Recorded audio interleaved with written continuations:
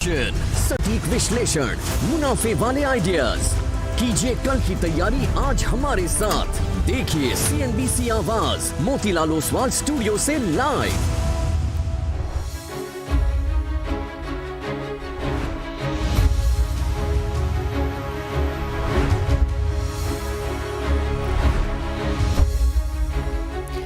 नमस्कार, CNBC आवाज Motilal Oswal live studio में आप सभी का स्वागत है। आप देख रहे हैं कमाई का अड्डा। मैं हूं आपके साथ श्रेया ठाकुर। हफ्ते का आखिरी कारोबारी सत्र और मार्केट प्रेशर में त्राहिमाम बाजार में फिलहाल नजर आ रहा है। निफ्टी, बैंक निफ्टी डेज लो पर 300 अंकों से ज्यादा की गिरावट। निफ्टी, बैंक निफ्टी आप देखिए 500 से ज्यादा अंकों की गिरावट।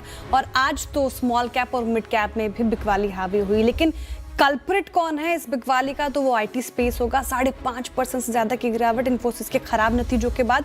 और क्रूड 106 पर कमजोर होता हुआ रुपया, एफआईएस की ओर से लगातार बिकवाली पूरा सेंटिमेंट खराब कर रहे हैं। लेकिन बड़ा सवाल यहाँ से ये अहम कि इस मार्केट में आपको क्या करना है, अब कौन से लेवल्स इंपॉर्टेंट होंगे, स्टॉक स्पेसिफिक आइडियाज कहाँ है, सब पे होगी चर्चा। मैं और वीरेंद्र जी आपके साथ रहेंगे शो में। गुड आफ्टरनून वीरेंद्र जी। लेकिन शुरुआत करते हैं शो की हेडलाइन से। इन्फोसिस के कमजोर नतीजे और महंगे क्रूड ने बाजार का बिगाड़ा मूड। निफ्टी 300 पॉइंट से ज्यादा फिसलकर 23,850 के पास आया। बैंक निफ्टी भी 500 पॉइंट नीचे। वहीं मिड कैप और स्मॉल कैप में भी आज तेज गिरावट। इंडिया विक्स करीब 6% उछला।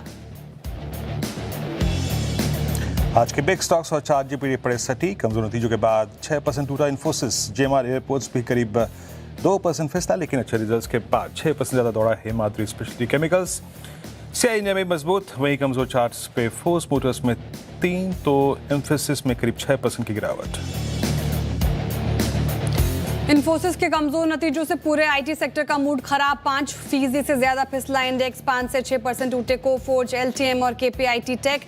वायदा के टॉप 5 लूजर्स में से 4 आईटी शेयर, साथ ही डिफेंस, रियल्टी, फार्मा और कैपिटल गुड्स भी 1.5 से 2% फिसले। Q4 में कमजोर नंबर्स के बाद यूटीआई एएमसी में तेज गिरावट। शेयर करीब 10% फिसला। साथ ही अदानी एनर्जी सॉल्यूशंस, आईएक्स और महिंद्रा लॉजिस्टिक्स में भी जोरदार गिरावट। आज शाम आएंगे बाजार के दिग्गज। रिलायंस इंडस्ट्रीज के नतीजे स्थिर रह सकते हैं। चौथी तिमाही के रिजल्ट्स। रिटेल और टेलीकॉम कारोबार में अच्छी ग्रोथ संभव। वहीं फ्लैट रह सकता है तेल गैस कारोबार। और कल यानी शनिवार को एक्सिस बैंक रिपोर्ट करेगा अपने क्वार्टरली नंबर्स। अनुमान के मुताबिक बैंक के मुनाफे और एनआईएम्स में दिख सकता है दबाव। 15% से ऊपर क्रेडिट ग्रोथ संभव।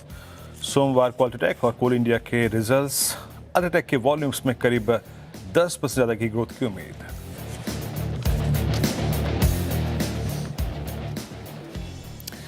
नमस्कार और आप देख रहे हैं कमाई का अड्डा। वीरेंद्र जी, कल हम डिस्कस कर रहे थे कि वीकली खराब क्लोज थी कल की, और आज की क्लोजिंग देखिए उससे भी खराब। और आपने कहा था 24,139 के नीचे अगर आए तो शॉर्ट कीजिएगा। और शॉर्ट वो जो ट्रेड थी एकदम सटीक बैठी। और नीचे के जो आपके टारगेट थे 23,861 के, वो सब तो हमने अचीव कर लिया। 23,826 का आज का इंट्राडे लो है। 23,845 पे हम कर रहे हैं कारोबार। आईटी बड़ा सिरदर्द बना हुआ है। तो ऐसे मूड माहौल में अब निफ्टी में कहां तक के लेवल खुल रहे हैं? वीकेंड है, शॉर्ट ही कैरी करना चाहिए, शॉर्ट में ही बने रहे, क्या स्ट्रैटेजी होगी अब निफ्टी पर? जी देखिए श्रेया, एक बात क्लियर है कि कल के जो स्टैट्स थे, एक थे स्टैट्स, मार्केट की प्लेसमेंट, और तीसरा था इंडिकेटर्स।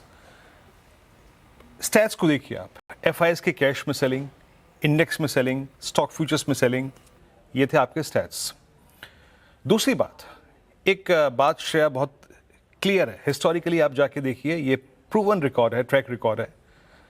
मंथली कॉन्ट्रैक्ट में, जब आप मंथली कॉन्ट्रैक्ट में ट्रेड करते हैं, यानी जब आप किसी भी मंथ के लास्ट वीक में ट्रेड कर रहे होते हैं मंथली ऑप्शंस में, उसमें अगर एक बार डायरेक्शन में कोई पॉज आए और नियरेस्ट एवरेज वायलेट हो, then a tough liquidation, then जिसे कहते हैं ना, तेजी से, तीव्रता से गिरावट आती है।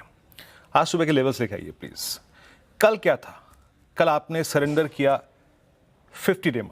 कल आपने एक इंट्राडे क्लोज लगाया, that was 24139। Precisely it was 10 day exponential average, 10 दिन का एवरेज। उसको डिफेंड करने का मौका किसने दिया? फार्मा की शॉर्ट कवर ने। एनर्जी स्पेस में बाइंग थी।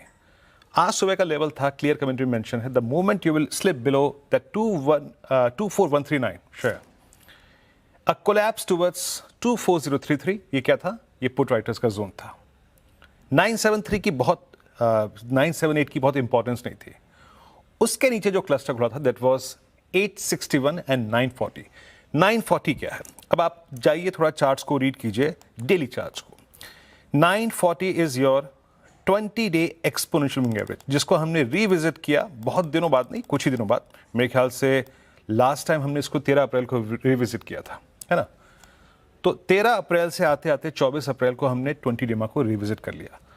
अमूमन एक्सपायरी मंथ में और एक्सपायरी वीकली कॉन्ट्रैक्ट में अगर 20 डेमा का वायलेशन होता है तो एसएल्स ट्रिगर होते हैं, और वो थोड़ा सा जिसे कहते हैं ना एक्स्ट्रा ऑर्डिनरी प्रेशर श्रेया, वो लेके आते हैं।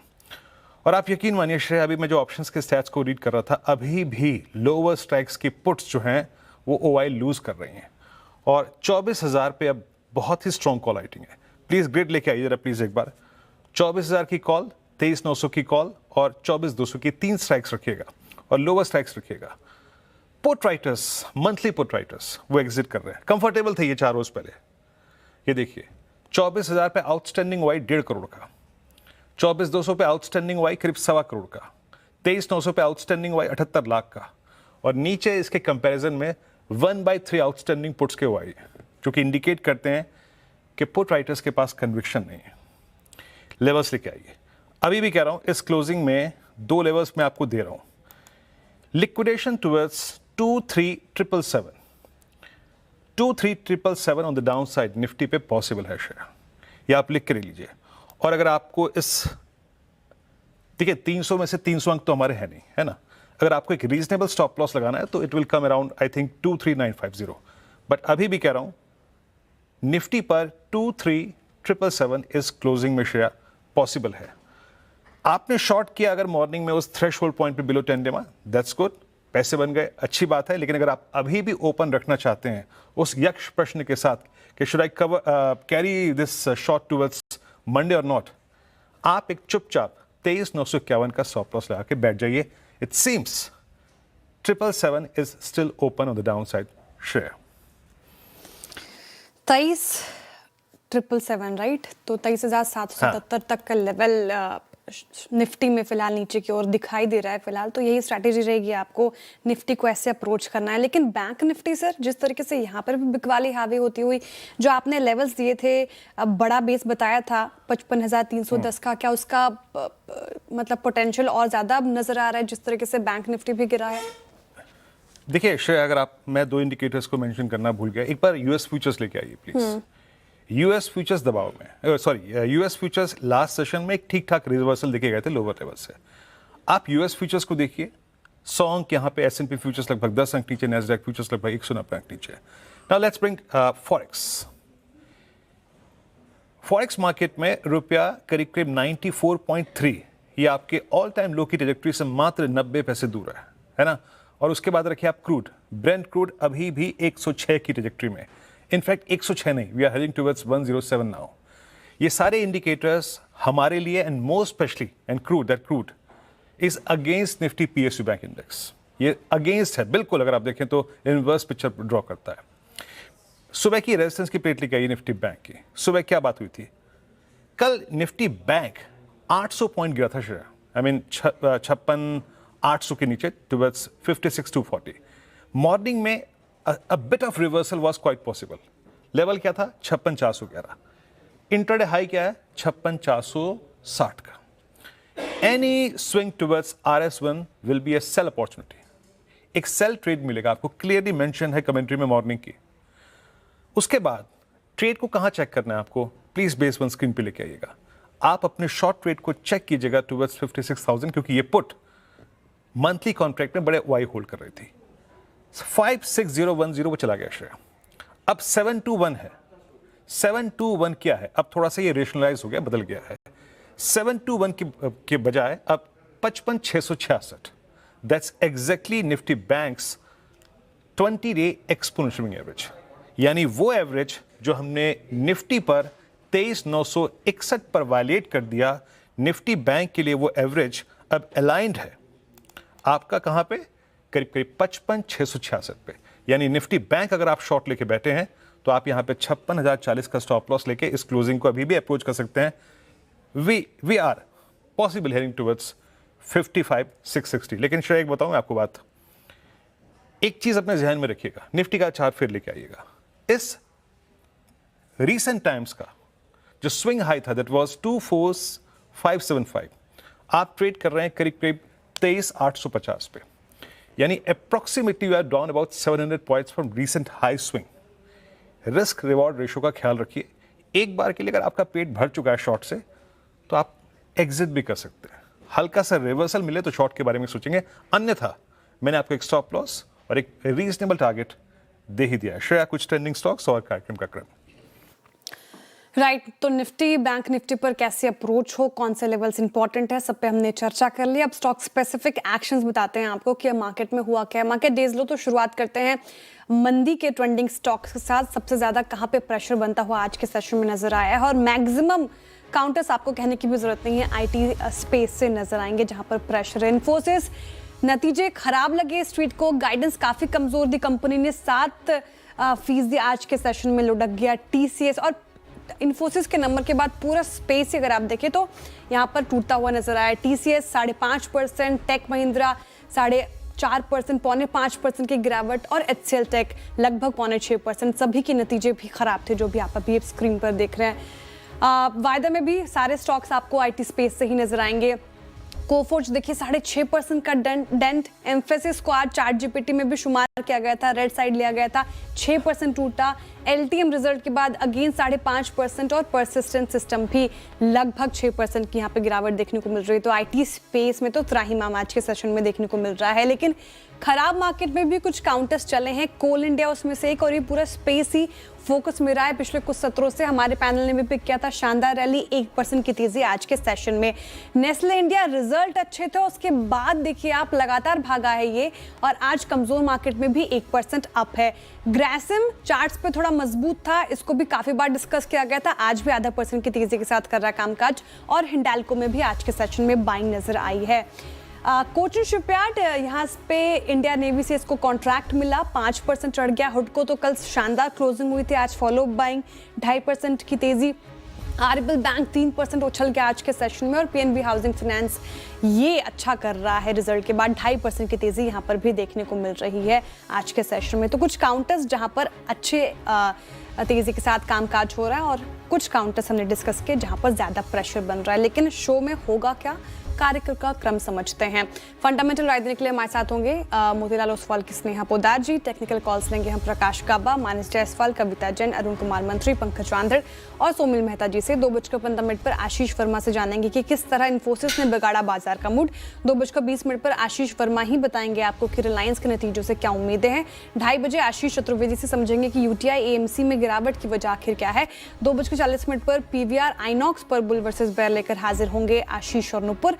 2:45 पर नुपुर बताएंगे आपको कि एक्सिस बैंक के नतीजों का अनुमान. आशीष चतुर्वेदी से समझेंगे कोल इंडिया और साथ ही अल्ट्राटेक के अर्निंग से क्या उम्मीदें हैं. 2:55 पे बिग मार्केट वॉइस में हमारे साथ जुड़ेंगे आशिका इंस्टीट्यूशनल इक्विटीज के सीईओ राहुल अरोड़ा जी. 3:05 पर वीरेंद्र जी से समझेंगे स्ट्रैटेजी सोमवार के लिए. 3:10 पर डीलिंग रूम चेक और 3:15 पे होगा बीटीएसटी. साथ ही उसके अलावा कंचन भी आपको बताएंगे कि अगले हफ्ते के ट्रिगर्स क्या हैं. ओके, तो ये था शो का क्रम. और एक मेरी बात याद रखिएगा श्रेया, फिर कह रहा हूँ कि एक बेहतरीन शॉट के बाद मोर और लेस अगर आप एक डे ट्रेडर हैं तो प्लीज़ अपने शॉट को एटलीस्ट कवर कर लीजिए. यहाँ पे अच्छा स्विंग मिला है ना. प्रॉफिट्स आर लाइक थीफ, है ना, they will run if you don't catch them. एक कथा होती है, एक कहावत होती है टेक्निकल्स में, है ना. तो आज डाउन स्विंग बहुत अच्छा मिला है श्रेया. चलिए अब एक काम करते हैं, अब शुरुआत करते हैं ट्रेड्स की. Prakash sir, good afternoon. आपका ट्रेड क्या है? Good afternoon to you sir. मैं सोच रहा हूँ लॉन्ग दूं या शॉर्ट दूं. एक ही तो लॉन्ग बचा है वो कॉल पहले तो लॉन्ग से बोल उनके लिए कॉल पहले 2171 के आसपास ट्रेड कर रहा है और स्टॉप लगाएंगे करीब 2155 का. 55 65 71 ज्यादा नहीं है. टारगेट होगा 2200 का. लेकिन आज कवर करके जाइएगा please, forget about Monday. Colgate आज ही कवर कर लीजिएगा और हमारे स्पॉटलाइट में भी इसको लिया गया था। देखिए कमजोर मार्केट में भी कोलगेट 1% ऊपर है। गाबा ने भी पिक किया, खरीदारी की राय इन स्तरों पर। मानस जी गुड आफ्टरनून, आपकी पिक बताइए। गुड आफ्टरनून शेयर जी। तो देखिए आईएक्स पे सेल ट्रेड लेना है। आईएक्स पे हम कंसोलिडेशन देख रहे थे, लेकिन आज हमें एक फ्रेश ब्रेकडाउन देखने को मिला है। स्टॉक हमने 10-20 मूविंग एवरेज के नीचे ट्रेड करने लगा है, तो आई थिंक इसके फ्यूचर में एक सेल ट्रेड ले सकते हैं। 125 रुपए 50 पैसे के स्टॉप लॉस से सेल ट्रेड लेंगे। 117 रुपए 50 पैसे तक के टारगेट देखने को मिल सकते हैं आईएक्स के फ्यूचर में। चाहे तो 125 वाला नेक्स्ट मंथ का पुट ऑप्शन ले सकते हैं। 7 रुपये 90 पैसे पे पुट ऑप्शन ट्रेड हो रहा है। 6.5 रुपए का स्टॉप लॉस लगाए। 11 रुपए तक की टारगेट पॉसिबल है 125 के मई मंथ के पुट ऑप्शन में। Okay, IEX still sell. और सौमिल गुड आफ्टरनून, आपका trade. Good afternoon Veeru, good afternoon to everyone. मेरा ट्रेड होगा इंडसइंड बैंक। इंडसइंड बैंक में 200 डेली मूविंग एवरेज के ऑलरेडी नीचे चल रहा है, रेजिस्टेंस लिया है इनफैक्ट लास्ट 2 दिनों में। 40 डेली मूविंग एवरेज के नीचे आज कट हुआ है, तो इंडसइंड बैंक में मुझे लगता है कि एक अच्छा शार्प सेल ऑफ आ सकता है। एक अपवर्ड ट्रेंड लाइन नीचे की तरफ टूटी है, सॉरी। और ये मुझे लगता है कि टारगेट रहेगा 790 पर और स्टॉप लॉस रहेगा 870। ओके, इंडसइंड बैंक आपका सेल कॉल है। मीनवाइल आपके स्क्रीन पे हिंदुस्तान जिंक के अगर आप देखें तो एक कमोडिटी प्लेयर के नंबर आ रहे हैं। प्लीज नंबर्स रखिएगा, वर्सेस एक्सपेक्टेशन बेटर नंबर है, बट याद रखिएगा अभी हम फोकस नंबर्स पे नहीं कर रहे हैं, अभी हम कमोडिटी साइकिल पे कर रहे हैं और प्राइसेस पे कर रहे हैं। मुनाफा करीब 5,033 करोड़ रुपए वर्सेस एक्सपेक्टेशन ऑफ 4120 4120 करोड़ रुपए, यानी एक बहुत ही सकारात्मक, एक बहुत ही पॉजिटिव डाइवर्जेंस है। 11 रुपए का यहाँ पे प्रतिशत डिविडेंड दिया इन्होंने। तो नंबर्स यानी बॉटम लाइन स्ट्रीट के एक्सपेक्टेशन से कहीं अच्छा है, बट याद रखिएगा आज का price move current commodity cycle से डिपेंड करता है, ना कि अब हम इस नंबर से बहुत रिएक्ट करेंगे। श्रेया। हिंद जिंक के नंबर आपके स्क्रीन पर है। 11 रुपए प्रति शेयर का डिविडेंड ऐलान। देखते हैं अभी फिलहाल स्टॉक पे क्या रिएक्शन, कुछ खास रिएक्शन देखने को नहीं मिल रहा है। चलिए अब ट्रेड्स ले लेते हैं और सारे अपडेट्स आपको बताते रहेंगे सीएनबीसी आवाज पर। पंकज जी गुड आफ्टरनून, बताइए ट्रेड क्या होगी आपकी। Good afternoon Shreya ji, good afternoon Virendra ji and all the co-panelist. Shreya ji, MCX के फ्यूचर्स में बिकवाली की सलाह रहेगी। पूरे स्पेस में एक थोड़ा सा जो है प्रेशर बनते हुए नजर आ रहा है। यहाँ पे की मूविंग एवरेजेस के नीचे काउंटर आने के लिए तैयार है। 2777 की रेंज में इसमें बिकवाली की सलाह रहेगी। स्टॉप लॉस जो है वो 2790 का, यहाँ पर एक छोटा सा स्टॉप लॉस मेंटेन करें। नीचे की लेवल पर मुझे लगता है 2740 2730 तक के भाव देखने मिल सकते हैं। M6 सेल, एक बार M6 का चार्ट रखिएगा। आई मीन कमोडिटी एक्सचेंजेस जो है वो इस वक्त प्रेशर में है, मतलब M6 और ट्रेड कर रहा है करीब 2775 पे। याद रखिएगा मैं ये इस बात को पॉइंट आउट इसलिए कर रहा हूँ क्योंकि फर्स्ट टाइम मेरे ख्याल से 7 अप्रैल के बाद ये फर्स्ट टाइम रिट्रेस हुआ है अपने 10 डे तक, फर्स्ट टाइम। और इसका 10 डे आता है करीब 2770 पर। अरुण गुड आफ्टरनून, आपका ट्रेड क्या रहेगा। जी Virendra ji good afternoon and good afternoon to everyone. Virendra ji again consumer stocks में ही कहीं ना कहीं स्ट्रेंथ है, कंज्यूमर और हेल्थ रिलेटेड स्टॉक्स में। तो वोल्टास में एक अच्छा रिवर्सल इंट्राडे चार्ट में नजर आ रहा है। 1459 के आसपास करंट मार्केट प्राइस चल रहा है। अगर मार्केट का थोड़ा सपोर्ट मिलता है तो मुझे लग रहा है 1482 1484 तक ये स्टॉक जा सकता है। स्टॉप लॉस काफी छोटा लगा है, 1449 का स्टॉप लॉस लगा के बाय करें और 1482 तक के ऊपर में टारगेट्स है। ठीक है, वोल्टास कमजोर मार्केट में भी 1% ऊपर है। खरीदारी की राय अरुण जी की तरफ से हो गई। टेक्निकल कॉल्स पूरे हो गए हैं। 2 बाई साइड की ट्रेड आई है, 3 सेल साइड की ट्रेड है। इन्वेस्टमेंट आइडिया लूंगे, लेकिन उससे पहले फटाफट से रिकैप। गाबासन ने कोलगेट चुना है। खरीदारी की राय 2200 के टारगेट दिख रहे हैं वो। 2165 का स्टॉप लॉस लगाने को कहा है उन्होंने। मानस जी कह रहे हैं कि आईएक्स यहाँ पे बिकवाली कीजिए, खबर भी खराब है इसके लिए और स्टॉक पे रिएक्शन भी वैसा। नीचे 117 के टारगेट देख रहे हैं वो। 125.50 के स्टॉप लॉस लगाना है। सोमिल जी कह रहे हैं कि इंडसइंड बैंक में बिकवाली करके पैसे बनेंगे, काफी कमजोर लग रहा है चार्ट्स पर। उसके भी टारगेट आएंगे नीचे के 790 के टारगेट हैं, 870 का स्टॉप लॉस। पंकज जी ने भी सेल साइड की ट्रेड ही दी है। M6 पर बिकवाली की राय। यहाँ पर भी अगर आप देखें तो कमजोरी फिलहाल नजर आ रही है चार्ट्स पर। 2330 2340 के नीचे के टारगेट एक्सपेक्टेड है। 2790 का आपको माफ कीजिएगा 2740 2730 के टारगेट एक्सपेक्टेड है। 2790 का स्टॉप लॉस लगाना है। और अरुण जी ने वोल्टास चुना है यहाँ पे खरीदारी की राय। और टारगेट है उनकी तरफ से 1484 का, 1449 का स्टॉप लॉस लगाना है। लेकिन इस मार्केट में कौन सा स्टॉक आपका इन्वेस्टमेंट आइडिया बन सकता है, वो समझ लेते हैं स्नेहा जी से। स्नेहा जी, गुड आफ्टरनून और स्वागत है आपका कार्यक्रम में। बताइए मैम, कौन सा stock? Good afternoon Shreya, good afternoon Virendra ji. मेरी तरफ से पिक रहेगी फोर्टिस हेल्थ केयर। अगर इनकी जो न्यू मैनेजमेंट है IHH हेल्थ केयर, उनके अंडर कंपनी ने पूरी एक ट्रांसफॉर्मेशन जर्नी देखी है। ये कंपनी जो कि लॉस मेकिंग थी FY 18 में, अब ऑलमोस्ट 11 बिलियन की प्रॉफिट बना रही है बाय FY 26 एंड। तो कंप्लीट ट्रांसफॉर्मेशन है, प्रोफेशनली मैनेज कंपनी हो गई। इन्होंने अपने पूरे बैलेंस शीट को क्लीन अप कर दिया है एंड कॉर्पोरेट गवर्नेंस को काफ़ी स्ट्रेंथन किया है। आगे जाके इनकी जो स्ट्रैटेजी है, ये ब्राउनफील्ड केपेक्स के थ्रू अपने एक्सपेंशन कर रही है एंड वही इनकी ओवरऑल जो प्रॉफिटेबिलिटी है उसको ड्राइव करेगी। तो इनकी हॉस्पिटल्स जो है वो मेन की अर्निंग ड्राइवर रहेगी। यहाँ पे 3200 बेड्स ये कंपनी टारगेट कर रही है बाय FY 30। जो ओवरऑल इनकी जो यूटिलाइजेशन है वो काफ़ी हेल्दी है एंड न्यू केपेक्स जो नेक्स्ट 2-3 साल में आने वाली, वहाँ पे भी एक अच्छा एब्जॉर्प्शन एक्सपेक्टेड है, गिवन कि ये काफ़ी स्पेशलिटी डिजीजेस को केटर करते हैं। तो वहाँ पे because with the change in lifestyle and everything उस क्षेत्र में डिमांड काफ़ी बढ़ गई है। तो वहाँ से इन्हें काफ़ी होप है कि इनकी कैपेसिटी यूटिलाइजेशन स्ट्रॉन्ग रहेगी और वो इनके ओवरऑल मार्जिन्स को भी ड्राइव करेगी। इसको देखते हुए हम एक्सपेक्ट कर रहे हैं कि अराउंड 22% अर्निंग्स कैगर देखा जा सकता है ओवर नेक्स्ट 2 ईयर्स। तो इसमें मेरी टारगेट प्राइस रहेगी 1100 की, जो यहाँ से आपको ऑलमोस्ट 18-19% अपसाइड देती है। फोर्टिस हेल्थ केयर, आप हेल्थ केयर स्पेस में थोड़ा सा अगर आप देखें, आज जब भ्रमण कर रही हैं, आपका conviction idea Fortis health care है। मीनवाइल एक बार आप निफ्टी IT लेके आइए। इट्स 28494। निफ्टी IT करीब 1600 पॉइंट नीचे है, यानी श्रेया कल करीब 550 पॉइंट निफ्टी IT नीचे था। आज का 1600 पॉइंट निकाल लीजिए, और जिस दिन मेरे ख्याल से जिस दिन HCL के नंबर्स रिपोर्ट हुए थे 1200 पॉइंट उस दिन निकाल लीजिए। तो कितना हो गया अगर आप देखें, 1200, 2800 और लगभग 3200 पॉइंट है ना। आज जहां हम वीकली पे क्लोज होंगे, since it's a weekly close, हमारे पास एक वीकली चार्ट्स का एडवांटेज होगा। It's a classical inverted flag on IT। बहुत ही खतरनाक पैटर्न है श्रेया ये। और श्रेया, कभी कभी हमें लगता था ना कि कोविड का फॉल हमारे करियर का सबसे भयभीत कर देने वाला फॉल था। ऑन वीकली चार्ट्स अब ये जो गिरावट है ना, ये कोविड से भी कई गुना अगर आप दिखाई दे रही है। इनफैक्ट मेरे पास एक एडवांटेज ये भी है कि मैं इस चार्ट को मंथली पे कन्वर्ट कर लूँ, मंथली पे और भी खराब। वर्मा जी रेडी हो गए अब, है ना। मैं इसीलिए ये भूमिका बांध रहा था। पहले एक काम करते हैं, इन्फोसिस, आशीष कल हम नंबर डिस्कस भी कर रहे थे इस पर। मतलब स्ट्रीट, अब दिक्कत यह है ना कि हम एक डिनोमिनेटर रखते हैं हमेशा अपने एनालिसिस में, भाई ग्रोथ है ना। भाई ग्रोथ क्या दोगे आप?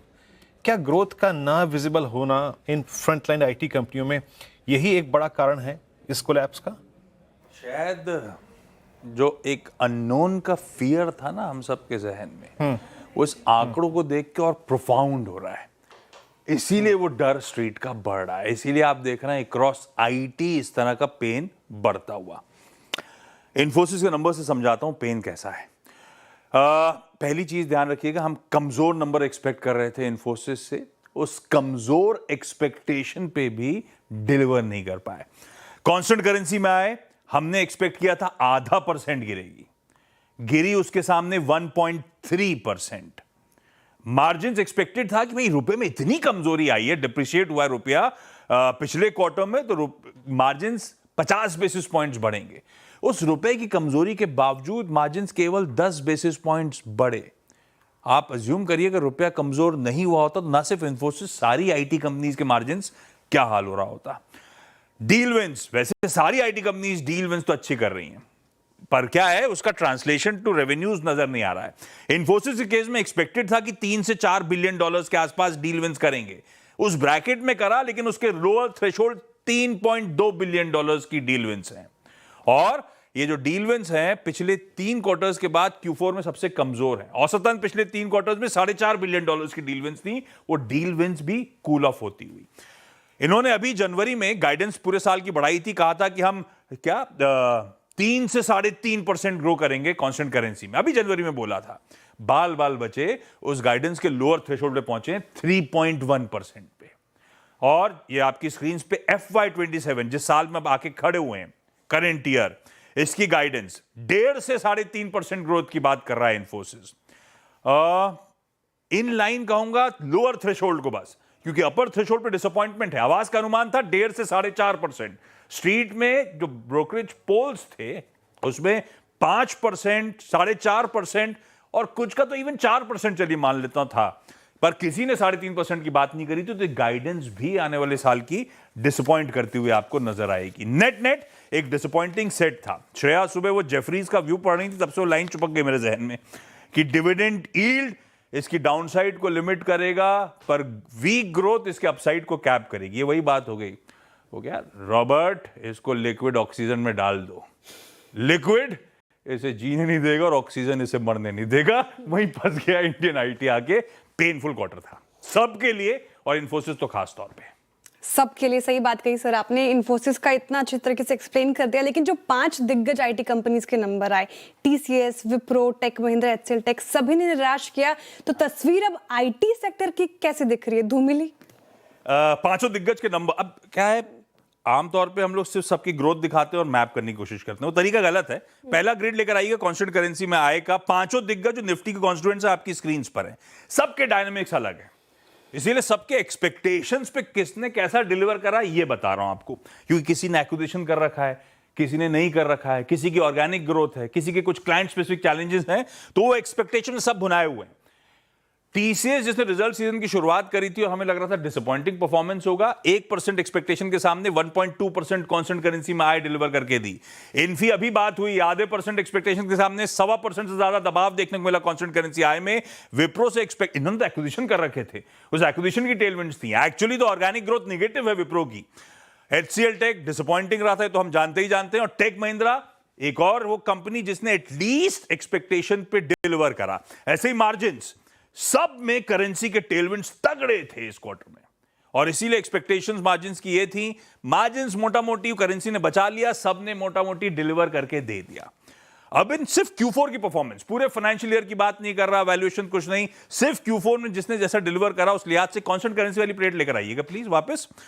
मेरे ख्याल से packing order based on Q4 performance, जिसको हम मान रहे थे कि सबसे ज्यादा आगाज ही खराब हुआ है, टीसीएस ने मेरे ख्याल से अपने साइज और स्केल के लिहाज से सबसे बेहतर नंबर्स डिलीवर करके दिए।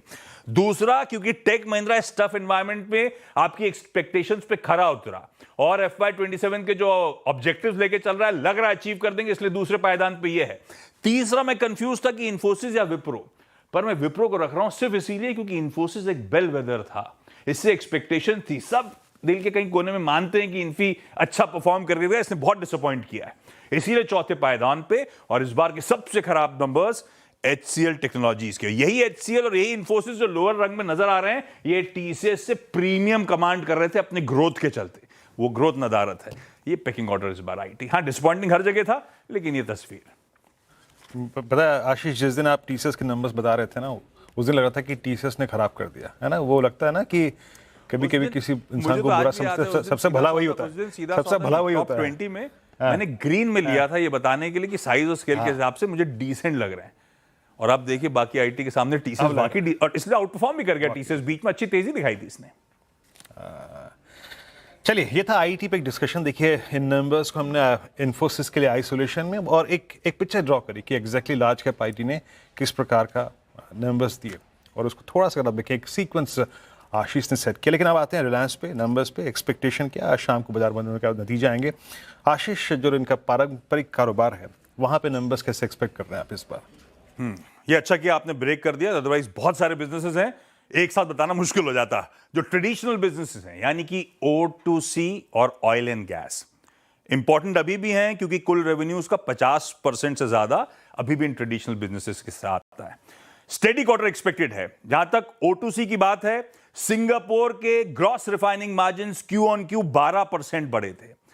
सिंगापुर के GRM मतलब आप कह लीजिए मार्केट प्राइस, एक clear cut indicator Singapore hub में कितने पे कच्चा तेल प्रोक्योर कर रहे हैं, कितने पे प्रोसेस्ड माल बेच रहे हैं, उसके बीच में कितना कमा रहे हैं, ये Singapore gross refining margins. Reliance आमतौर पे इस जीआरएम से बेहतर परफॉर्म करके देती है, क्योंकि रिलायंस जिस तरह का क्रूड प्रोसेस करती है उससे उसका फायदा मिलता है। हालांकि ये जिस बीते क्वार्टर की हम चर्चा कर रहे हैं, उस समय आपको याद होगा सैंक्शंस टाइटन हो रहे थे, इंडिया ने अपनी सोर्सिंग शिफ्ट करी थी, तो कितना प्रीमियम मिलता है वो देखते हैं जब नंबर्स आएंगे। उसके बाद दूसरी जिस रिफाइनिंग की बात कर रहा हूं, मैंने क्रैक्स रख दिए हैं, ये कह लीजिए डीजल का, ये पेट्रोल का, ये एटीएफ का मार्च महीने का। अदरवाइज मार्च महीने से पहले एक्सपेक्टेड था कि कमजोर नंबर्स होंगे, पर मार्च में सारे समीकरण बदल गए क्रैक्स के लिहाज से, यानी कि क्रैक स्प्रेड, एक बैरल को एक्वायर करके प्रोसेस करके बेचने के लिए वो स्प्रेड जो है, क्या हुआ मार्च महीने में यूरोपियन रिफाइनरी शटडाउन हो रही थी, मेंटेनेंस शटडाउन था और हॉर्मूज का इश्यू आ गया, तो मैसिव यहां पे जंप आपको नजर आएगा। दूसरी तरफ पेटकेम, जब आप एक्सपेक्ट कर रहे हो ट्रांसपोर्टेशन फ्यूल से अच्छा परफॉर्मेंस देखने को मिलेगा, पेटकेम एक ड्रैग हो सकता है, यानी कि वो प्रोसेस जिसके हम प्लास्टिक बनाने का इस्तेमाल करते हैं ना। अब इसमें 3 है, लाइए जरा स्क्रीन पे। लो डेंसिटी पॉलीथिलीन, यानी कि आपके वो ग्रोसरी बैग्स वगैरह, प्लास्टिक रैप्स वगैरह, इसमें क्या है, ओवर सप्लाई का इश्यू है, इसीलिए 10% का दबाव है, चाइना वगैरह से बहुत तगड़ी ओवर सप्लाई है। जो हाई डेंसिटी पॉलीप्रोपिलीन है, बेसिकली एफएमसीजी में आपकी शैम्पू की बोतल जिसमें प्लास्टिक इस्तेमाल किया जाता है, उसमें एफएमसीजी की डिमांड स्टेडी है, इसीलिए 1% का ही महज दबाव देखने को मिल रहा है। और पॉलीप्रोपिलीन, ये बेसिकली आपके कार्स वगैरह में, डैशबोर्ड वगैरह में, बम्पर वगैरह में जो प्लास्टिक इस्तेमाल होता है, क्योंकि ऑटोज की सेल्स ठंडी पड़ी थी, 6% के आसपास का दबाव देखने को मिलेगा। यह पार्ट ऑफ द बिजनेस थोड़ा सा दिक्कत में आता हुआ नजर आएगा। तो नेट आप एक्सपेक्ट करिए EBITDA साल दर साल 1% का इंप्रूवमेंट और सीक्वेंशली 8% के आसपास का शायद दबाव देखने को मिलेगा। दूसरा पार्ट है ऑयल एंड गैस बिजनेस का, क्योंकि KG-D6 के वॉल्यूम्स कम हो रहे हैं, वो सीधे सीधे प्रॉफिटेबिलिटी पे इंपैक्ट कर रहा होगा। EBITDA एक्सपेक्टेड है 12% साल दर साल गिरेगा और Q on Q 7% के आसपास का दबाव एक्सपेक्टेड। ये हो गया इनके ट्रेडिशनल बिजनेसेस। ट्रेडिशनल बिजनेसेस की बात होगी, सर ब्रेक चाहिए क्या आपको? कंटिन्यू करना चाहूंगी, क्योंकि रिटेल और टेलीकॉम 2 सेगमेंट और हैं जो काफी इंपॉर्टेंट है, क्या यहां पर ग्रोथ दिख सकती है? कंज्यूमर फेसिंग बिजनेस बहुत इंपॉर्टेंट, हमने शुरू करा था ट्रेडिशनल से, क्योंकि रेवेन्यूज का बड़ा पार्ट वहां से आता है, पर अब EBITDA का मेजर कंट्रीब्यूशन ये पॉकेट्स करती हैं। 50% ज्यादा EBITDA कंट्रीब्यूशन इनसे आता है। 2 में तोड़ता हूं, पहले रिलायंस रिटेल की बात कर रहा हूं। गुड क्वार्टर एक्सपेक्टेड है। रिलायंस रिटेल के अर्निंग एस्टिमेट्स एनालिस्ट के स्क्रीन पर आएंगे। 6 से 9% आय में उछाल और 7.5 से 8% EBITDA मार्जिन की बात करी जा रही है। ध्यान रखिएगा, नंबर्स कंपेरेबल नहीं है, क्योंकि इन्होंने दिसंबर 1 तारीख से वो FMCG आर्म को कार्व आउट कर दिया था, तो अब वो पिछले क्वार्टर में तो 1 ही महीने का इंपैक्ट था, इस क्वार्टर में पूरा इंपैक्ट देखने को मिलेगा। तो साल दर साल नंबर्स कंपेरेबल नहीं होंगे, तो सिर्फ बिना कंपैरिजन के नंबर एक्सपेक्टेशन स्क्रीन पर रख देता हूं। रिलायंस रिटेल की आय करीब 84,500 करोड़ रुपीस, 6600 करोड़ रुपए का EBITDA और 7.8% के मार्जिन एक्सपेक्टेड है। ग्रोथ आएगी कहां से? 7%, क्योंकि इनका कोल रिटेल ग्रोथ 7% के आसपास देखने को मिलेगी। क्यू कॉमर्स का पेनिट्रेशन डीपर हो रहा होगा, बढ़ रहा होगा, क्विक कॉमर्स का उसका फायदा मिल रहा होगा, और अपने स्टोर नेटवर्क्स को जो रिकैलिब्रेट कर रहे हैं उससे फायदा देखने को मिलेगा। नजर कहां रहेगी? यही क्यूकॉम के स्केल अप को लेकर, रिटेल स्टोर एडिशंस के पेस को लेकर, और कमेंट्री रिटेल क्या कहते हैं हमारे वो कंज्यूमर बिजनेस सेंटिमेंट्स को लेकर, ये इंपॉर्टेंट होगा। ये रिटेल की बात। आइए अब जियो की तरफ। जियो में आय एक्सपेक्टेड है, तिमाही दर तिमाही हम टेलीकॉम कंपनीज को देखते हैं ना, तो 3% तिमाही दर तिमाही आय बढ़ेगी, EBITDA भी तकरीबन 3% बढ़ेगा, मार्जिन फ्लैट 54% के आसपास आ रहे होंगे। एक अनइवेंटफुल क्वार्टर था ये, क्योंकि कोई टैरिफ हाइक्स नहीं आए थे, प्लस क्यू ऑन क्यू देख रहे हैं तो लास्ट क्वार्टर से 2 बिलिंग डेज इस क्वार्टर में कम है। एवरेज रेवेन्यू पर यूजर बढ़ रहा होगा, फिर से बढ़ेगा। 213 रुपए 70 पैसे पे लास्ट क्वार्टर में था, इस बार 216 की तरफ आ रहा होगा। 1% का जंप, इवन सब्सक्राइबर्स 2% बढ़ते हुए नजर आएंगे। 2 की फोकस एरियाज हमारे लिए। जियो का IPO, कई रिपोर्ट सजेस्ट कर रही हैं कि भाई 45-50 हजार करोड़ रुपए का वो IPO, लार्जेस्ट एवर DRHP की फाइलिंग जल्द हो रही होगी। अगर टाइमलाइंस को लेकर क्लैरिटी आ जाए तो इंपॉर्टेंट। और दूसरा, टेलीकॉम बिजनेस के लिए सबसे इंपॉर्टेंट ट्रिगर रहता है टैरिफ हाइक्स को लेकर, तो मैनेजमेंट की कमेंट्री वहां पर इंपॉर्टेंट होगी। और ये जियो IPO को लेकर कुछ अभी खबरें नहीं है सर ऐसे? नहीं, एक्सपेक्टेशन है। मुकेश सर ने 2019 में कहा था कि 5 साल का टाइम पीरियड, उस बीच में आपको याद होगा थोड़ा सा कोविड का इशू आ गया था। अब बातें तो बहुत तूल पकड़ गई हैं, इसीलिए मैं कह रहा था कि शायद कई रिपोर्ट सजेस्ट करती हैं कि DRHP जल्द फाइल होने की तैयारी हो रही है, तो वो क्लैरिटी अवेटेड होगी मैनेजमेंट की तरफ से। ओके, रिलायंस पर साथ ही हमने पूरे आईटी स्पेस पर चर्चा कर ली। अब देखते हैं नतीजे कैसे आते हैं। बहुत शुक्रिया आशीष जी पूरे एनालिसिस के लिए और डिटेल में बताने के लिए। अब हमारे साथ जुड़ रहे हैं सीएनबीसी आवाज़ के मैनेजिंग एडिटर अनुज सिंघल जी। अनुज सर, गुड आफ्टरनून। और मार्केट बहुत प्रेशर में है, मैं कहाँ से शुरुआत करूँ ये सोचने की कोशिश कर रही थी। हालांकि माइनर से रिकवरी दिखाने की कोशिश की है आज। अभी निफ्टी ने 23,903 पे कर रहे हैं कारोबार। बैंक निफ्टी भी प्रेशर में है क्योंकि आईटी एज अ पैक काफी बड़ा कल्प्रिट और क्रूड तो बढ़ा ही हुआ है। तो जो आपने कहा था कि 2-3 दिन से ट्रेंड बन रहा है नेगेटिव फिलहाल, अब वैसे ही हम इसे अप्रोच करेंगे मार्केट को। जो शॉर्ट हैं क्या वो शॉर्ट कैरी करें इस वीकेंड पर, कैसे नेविगेट करें इस मार्केट को? देखिए श्रेया, शॉर्ट कैरी करना वीकेंड में कोई भी पोजीशन रिस्की होता है, तो इसके लिए कोई भी पोजीशन कैरी करे तो उसमें हेज लगाना जरूरी होता है। लेकिन ये बात आपने बिल्कुल सही कही और सीएनबीसी आवाज पर ही देखिए, पिछले फ्राइडे से ही हमने एक नेगेटिव व्यू ले लिया था मार्केट पर और एक सेंस बन रही थी कि पहले शुरुआत प्रॉफिट बुकिंग से हुई थी उसकी, उसके बाद ये बात भी हुई थी कि मार्केट का टेक्स वापस सेल ऑन रैली का बन चुका है। और आज देखिए 2-3 दिनों से मार्केट डीलों पर बंद हो रहा था और जैसे हमने बात भी की थी कि कल का हाई परसों के लो के नीचे था। ये अपने आप में एक इंडिकेशन था कि इस मार्केट में अब शॉर्ट करके पैसा बनेगा। और देखिए क्या होता है ना श्रेया, मैं एक चीज साफ साफ कहूँ, ये जो हम एक दिमाग में बिठा लेते हैं ना कि बस 250-300 पॉइंट नीचे ले लेंगे, एक स्टॉप लॉस लगा देंगे, उससे मार्केट वो ट्रेड चल जाएगी, ऐसे ही बैंक निफ्टी में भी चल जाएगा। इस केस में ही सबसे ज्यादा नुकसान होता है लोगों का। और अगर आप मार्केट का ट्रेंड पकड़ सकते हैं और उसके हिसाब से ट्रेड कर सकते हैं, अभी पैसा बन सकता है। बैंक निफ्टी में देखिए क्या है, मार्केट के कंपोनेंट है बैंक निफ्टी और निफ्टी आईटी। मार्केट को चलने के लिए या ना गिरने के लिए इन दो में से किसी एक का चलना जरूरी है। लेकिन दिक्कत क्या है कि अभी दोनों के साथ इतनी बड़ी हेडविंड हो गई है। बैंक निफ्टी में डेथ क्रॉसओवर बना था, क्रूड का इम्पैक्ट, एक एल्गो ट्रेड प्ले आउट हुई और एक इन्फ्लेशन का रिस्क, रेट सेंसिटिव्स में वैसी गिरावट थी, वो आप प्ले आउट होते हुए देख रहे हैं। आईटी में क्या हुआ, आईटी में देखिए आप नंबर इतने खराब आ रहे हैं। अब आप देखिए आईटी इंडेक्स, और याद है आपको किस तरीके से आईटी में फंसे हैं लोग, ये सोचकर कि बस अब हो गया, और पता नहीं क्या क्या बातें मैं सुन रहा था आईटी को लेकर, मतलब पता नहीं किसकी वेल्थ क्रिएशन हो रही है यहाँ पर। लेकिन आप टीसीएस का स्टॉक देखिए, इन्फोसिस का स्टॉक देखिए, किस तरीके से ये सब स्टॉक्स में गिरावट आ रही है ना। तो जब मार्केट के दो बड़े धड़े चलने को तैयार नहीं है तो इस तरीके का रिस्क रहेगा। और वीरू में बात भी कर रहे थे कि सुबह वीरू आपको याद भी होगा कि अब ये मार्केट जो है ना वो साइन दे रहा है कि थोड़ा सा मार्केट को एस्केलेशन का रिस्क लग रहा है। एक बस चीज मैं जरूर कहूंगा कि एक दो पॉकेट्स है जैसे कि एसबीआई वगैरह जिन्होंने इस मार्केट को बचा लिया, वरना आज थोड़ा सा एकदम अगली हो सकती थी ये मार्केट। इन्फोसिस का स्टॉक देखिए 7% नीचे है इस समय, टीसीएस 5% नीचे है, मल्टी ईयर लो पर आ गए हैं ये आईटी स्टॉक्स। तो दिक्कत है काफी मार्केट में। अनुज, वो जो सुबह हम बात करते थे जिसका आप उल्लेख भी कर रहे थे, science of bit of escalation है ना, क्रूड देखिए अनुज 107। पहले तो हम थोड़ी बहुत वोलेटिलिटी देखते भी थे, इस बार तो एक डायरेक्शनल स्विंग बहुत स्ट्रांग है। तो क्या बैंक निफ्टी में अभी ठहराव की उम्मीद ना करें और बैंक्स अभी थोड़ा सा बेयर्स के टारगेट पे रहेंगे, लग रहा है कुछ समय के लिए? देखिए वीरू, एकदम क्लासिकल एक बैंक निफ्टी में ट्रेड प्ले आउट हुई, 200 डे मूविंग एवरेज तक गए, डेथ क्रॉसओवर बना, वहां से बैंक निफ्टी गिरा। अब देखिए इसमें इशू क्या है ना, मैं आपको फिर भी एक चीज बार बार कह रहा हूँ, हमारी कई मार्केट के मूव्स जो है ना वो हमारे सोच से या हमारे कंट्रोल से बाहर है। अब जैसे क्रूड है, क्रूड आपको याद होगा जब वो सीज फायर की अनाउंसमेंट हुई थी, एक बार के लिए 86 पर आ गया था। पिछले वीकेंड पे सबने फ्राइडे को जब वो स्टेट ऑफ हॉर्मुज खुलने की बात हुई थी, सबने जश्न मना दिया था जैसे स्टेट ऑफ हॉर्मुज वही खुल कर आए हुए है ना। और उसके बाद से लग रहा था 86-87 पर कि बस अब तो मार्केट यहाँ से ऊपर बन ही भागेगा। और उसके बाद आपने देखा कि मार्केट ने वहीं टॉप बनाया। अब कौन कह सकता है कि 107-110 पे आप अगर बहुत ज्यादा बेरिश हो जाएं और वीकेंड पे कोई ऐसी डेवलपमेंट आ जाए जिससे मंडे को वापस क्रूड नीचे आ जाए। लेकिन ये सब चीजें कंजेक्चर है। फैक्ट ये है कि बैंक निफ्टी बिल्कुल एक चक्रव्यूह में फंस गया है।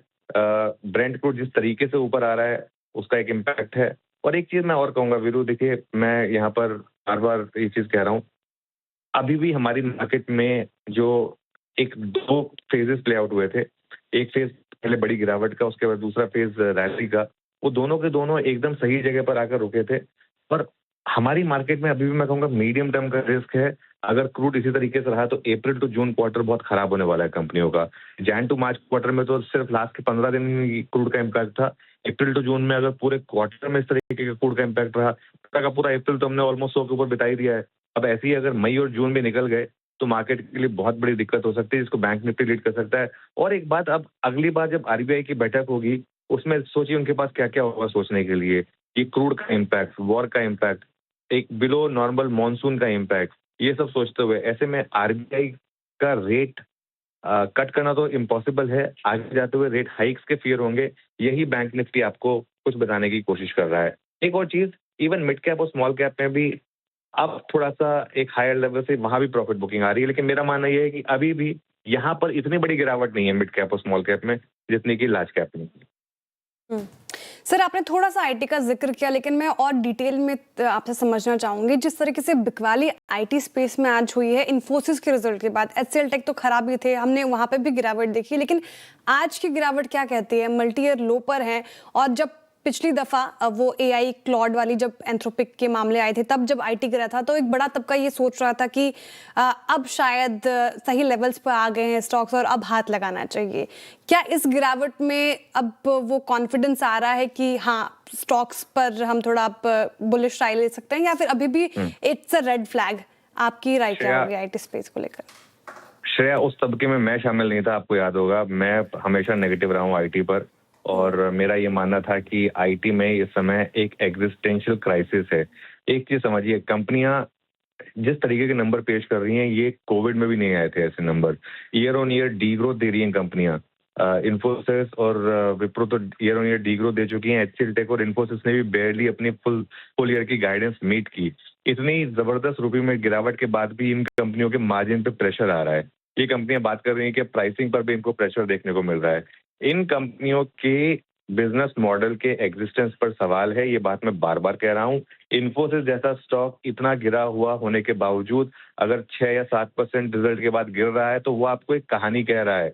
और इसमें देखिए क्या है, इसमें कोई वन अपमैनशिप का गेम नहीं है। हमारा काम है हमारे व्यूअर्स का पैसा बचाना, ठीक है ना। और इसीलिए आईटी पर लगातार नेगेटिव व्यू था। हाँ, बीच में एक रैली हो गई मार्केट में, क्योंकि बीच में तो देखिए सब में रैली हो गई थी, तो इसमें आईटी में भी रैली हो गई तो क्या बड़ी बात थी। लेकिन वो रैली भी जो है वो लगातार बात हुई थी कि एक सेलिंग अपॉर्चुनिटी थी, एक लाइटन अप करने की अपॉर्चुनिटी थी। और मेरा मानना ये है कि आईटी में सिर्फ आपको 1 या 2 मौके मिलेंगे, बेयरली। जैसे ओएफएस में मौका मिला था, एक आध हो सकता है किसी और स्टॉक में मिल जाए, ये एक आध मिलेगा आपको मौका। लेकिन अदरवाइज आप देख लीजिए, आप टाटा एलेक्सी देख लीजिए 3 दिन में कितना गिर गया, परसिस्टेंट देख लीजिए, कोफोर्ज देख लीजिए, है ना। और इन स्टॉक्स में लोगों को शॉर्ट करना आना चाहिए। पर सबसे पहली बात तो ये है, मैं बार बार ये बात कहता हूँ कि आपको शॉर्ट करना आना चाहिए। अगर कोई सेक्टर आपको दिख रहा है कि वीक है, उसमें आप शॉर्ट करके भी पैसा बनाएं तो कोई बुराई नहीं है। और आईटी एक ऐसा ही सेक्टर रहा है जिसमें पिछले 6 महीने से पैसा सिर्फ शॉर्ट करके बनाए। जहाँ रैली फेल हुई है वहां शॉर्ट करके पैसा बनाए। मेरे ख्याल से ये ट्रेंड आगे भी कंटिन्यू करेगा। ओके अनुज, बहुत बहुत शुक्रिया आप इस चर्चा में शामिल हुए। निफ्टी बैंक मार्केट की प्लेसमेंट और वीकेंड पे क्या रिस्क है शॉर्ट कवर करने पे सब पे बातचीत की। बहुत बहुत शुक्रिया अनुज। चलिए अभी काम करते हैं, कुछ स्टेट से बातचीत कर लेते हैं। और अभी हमने एक डेडिकेटेड डिस्कशन करा अनुज के साथ निफ्टी बैंक पे प्लेसमेंट ऑफ आईटी स्टॉक्स। आशीष से बात हुई रिलायंस के पूर्व अनुमान पे, लार्ज कैप आईटी के नंबर्स की एक पिक्चर ड्रॉ करी हमने, मतलब कैसी थी और सीक्वेंस क्या है according to their performance, price, ये नंबर्स परफॉर्मेंस। एक दो ट्रेड्स डिस्कस करते हैं जिसे कहते हैं बकिंग द ट्रेंड। आज सुबह याद होगा आपको, मैं एक पहला स्टॉक जिसका उल्लेख कर रहा था, एक बार अरुण देखिएगा आप, कोचिन शिपयार्ड। डिफरेंट स्ट्रक्चर है, बिल्कुल डिफरेंट स्ट्रक्चर। सिंस डेरिवेटिव्स में ये आया है, इसने परफॉर्म करके दिया है। वो the kind of I mean feeling जो थी ना, वो जो गॉडफ्रे फिलिप में थी, है ना। आपकी राय क्या कहती है? मैं कोचिन शिपयार्ड पे नया टारगेट क्या खुल रहा है? देखिए वीरेंद्र जी, आपने सही कहा, मॉर्निंग में आपसे भी डिस्कशन हो रहा था। डिफेंस स्टॉक्स में काफी एक्सीलेंट मोमेंटम है। 1650 का एक छोटा रेजिस्टेंस था, वो भी अब स्टॉक निकालता हुआ नजर आ रहा है। 1668 के आसपास चल रहा है। एक्सीलेंट मोमेंटम नजर आ रहा है। जिस हिसाब से सभी मूविंग एवरेजेस के ऊपर है, 1700 तक के टारगेट्स मंडे तक जरूर आपको देखने को मिल सकते हैं। इनफैक्ट ओवरऑल निफ्टी डिफेंस का चार्ट भी मुझे काफी अच्छा लग रहा है। बीडीएल बीएल दोनों ही सपोर्ट से पलट के अच्छा ब्रेकआउट दे रहे हैं। तो जितना कोचिन शिपयार्ड की बात है वीरेंद्र जी, मुझे लग रहा है 1705 तक के टारगेट आपको देखने को मिल सकते हैं। अगर कोई नई पोजीशंस बनाते हैं तो 1650 का एक छोटा स्टॉप लॉस होना चाहिए। एक अच्छा बीटीएसटी कैंडिडेट भी कोचिन शिपयार्ड को आप लेके चल सकते हैं। कोचिन शिपयार्ड खरीदारी की राय इन स्तरों पर अच्छा परफॉर्मेंस दिखा रहा है पर्टिकुलर काउंटर। अब हमारे साथ पैनल में कविता जी भी जुड़ रही हैं। कविता जी, गुड आफ्टरनून और स्वागत है आपका कार्यक्रम में। बताइए इस वक्त की ट्रेड क्या होगी आपकी? Good afternoon Shreya, good afternoon everyone. So एक कंडीशनल शॉर्ट होगा and that is on InterGlobe aviation. अपने 20 वेमा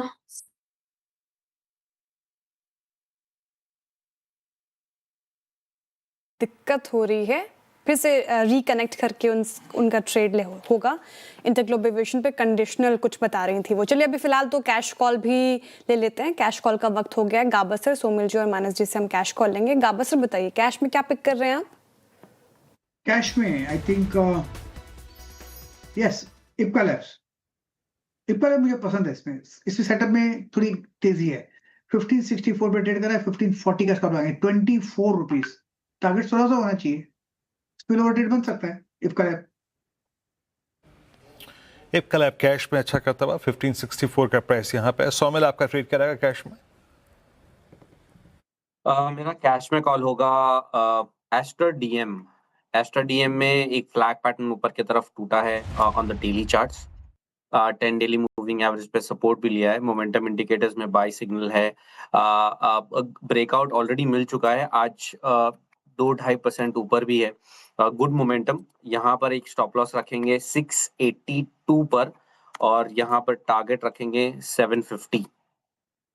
हेल्थ केयर स्पेस में बाइंग और चार्ट जीपीटी में भी बताया गया था हेल्थ केयर स्पेस के स्टॉक्स को रखे फोकस में। एस्टर डीएम, सोमिल जी की पिक हो गई कैश में।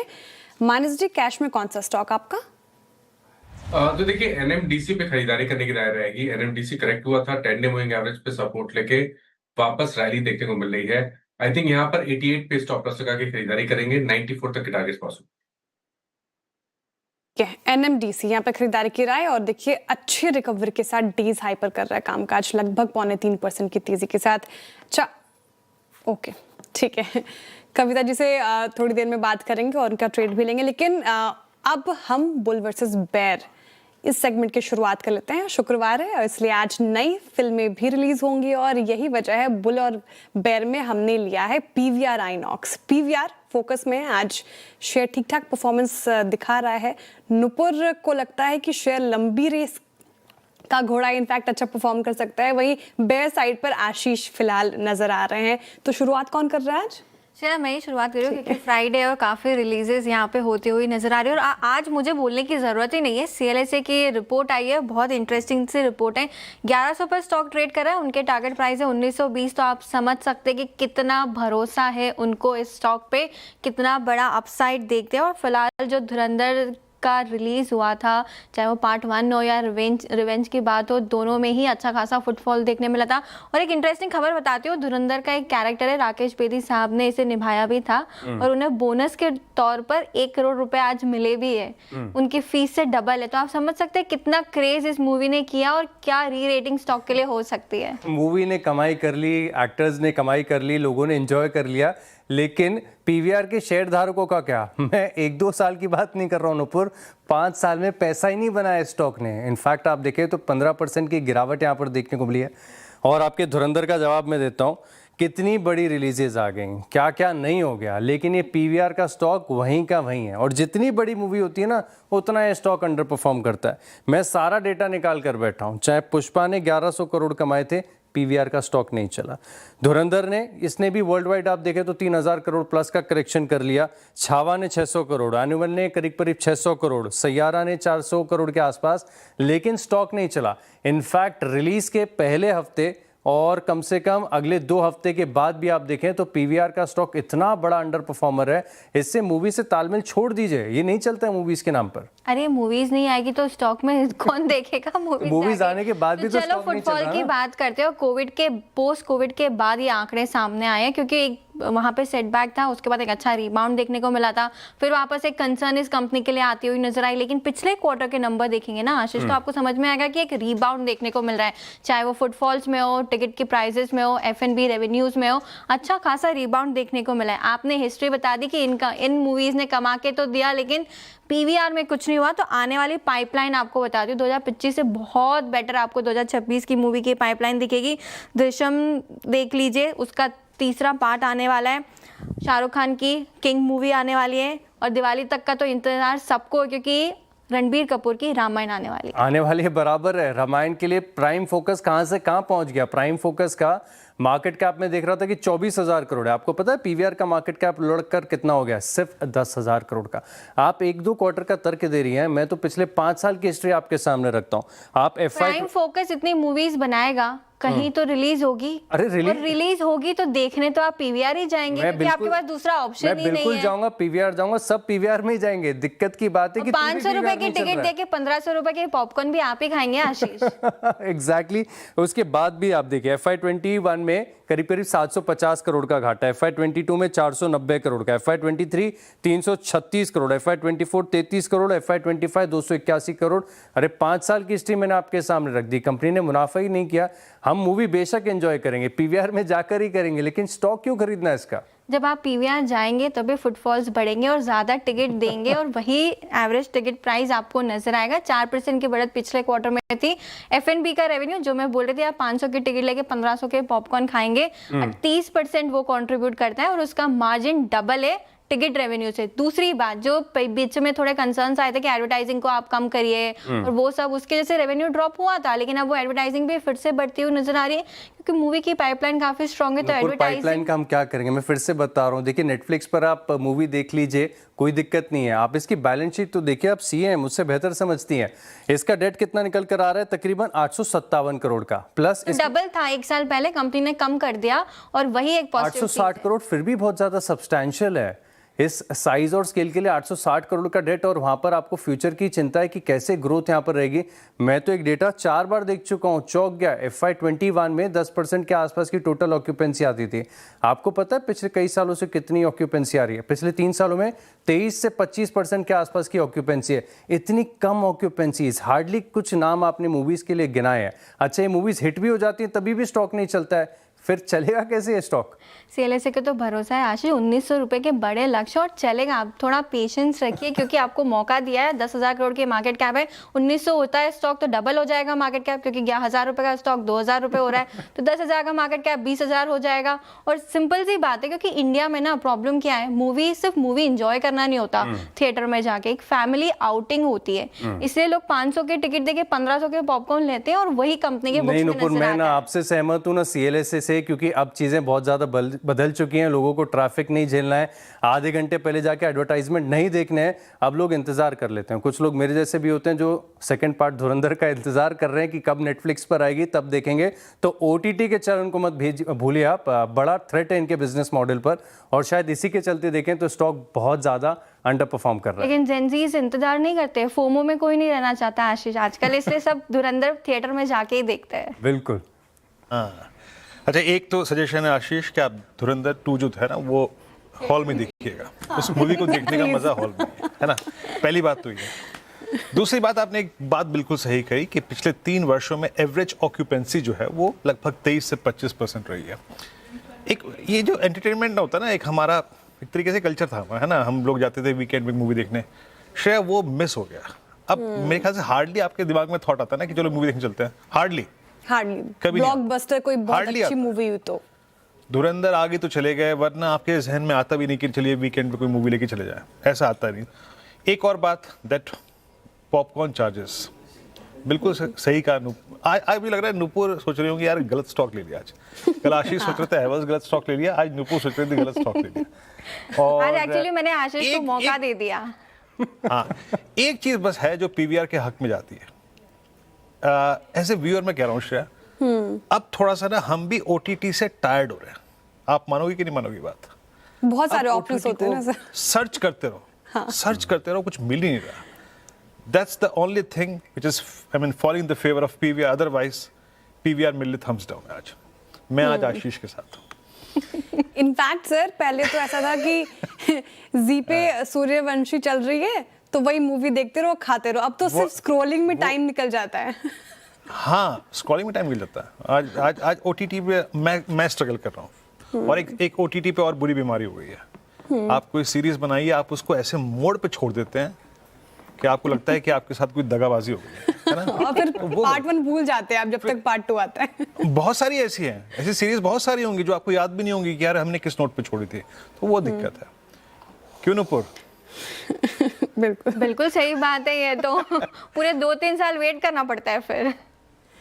मैंने वो कोंकणा सेन की एक लास्ट सीरीज देखी थी, पता नहीं श्रेया ने बताई थी, पता नहीं क्या नाम था उसका, वो एक मर्डर पे सीरीज आधारित थी, उसका वो नाम क्या था मैं भूल गया, नैना कुछ था शायद, मैं भूल गया। हाँ, नैना मर्डर केस, नैना मर्डर केस, हाँ। तो राजेश जी होते तो बताते अच्छे तरीके से, but as of now PVR के लिए थोड़ी सी चेंज जो है ना वो चैलेंजिंग लग रही है श्रेया। आगे बढ़ते हैं। दिक्कत है, स्टॉक चलने का नाम नहीं लेता अच्छे ब्लॉकबस्टर मूवीज के बावजूद भी, तो शायद इस बार पलड़ा भारी था आशीष का। चलिए PVR आइनॉक्स पर हमने डिस्कस कर लिया और अच्छा रहा ये डिबेट। अब वक्त हो रहा है धमाकेदार ऑप्शंस का, और ऑप्शंस लेंगे हम मानस जी से, पंकज जी से और अरुण जी से। बताइए मानस जी, ऑप्शंस में क्या पिक कर रहे हैं? तो देखिए, ऑप्शन में अदानी ग्रीन पे मेरा ध्यान है, क्योंकि ये एक ऐसा ग्रुप है जहां पर लगातार हमने बाइंग इंटरेस्ट देखा है लोअर लेवल पे, और अदानी ग्रीन में भी बढ़िया रिकवरी देखने को मिली है। तो इसका ऑप्शन खरीदेंगे 1250 का मे मंथ का कॉल ऑप्शन, जो 80 रुपए पे ट्रेड हो रहा है, वहां पर खरीदारी करेंगे। 59 का स्टॉप लॉस लगाएंगे, 120 रुपए की टारगेट सेट करेंगे।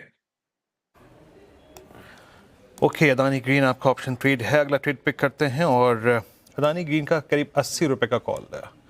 आप इसका जरा OI चेक करिएगा, 94% बिल्डअप। आप अदानी ग्रुप के स्टॉक्स का मोमेंटम देख रहे हैं किस प्रकार का है, शानदार। अरुण, आपका ट्रेड करेगा ऑप्शंस में? वीरेंद्र जी, मेटल स्टॉक्स में नेशनल एल्यूमिनियम में अच्छा स्ट्रेंथ नजर आ रहा है, 437 के आसपास प्राइस चल रहा है। Just in the money call option लेने की सलाह है, क्योंकि एक्सपायरी नजदीक है।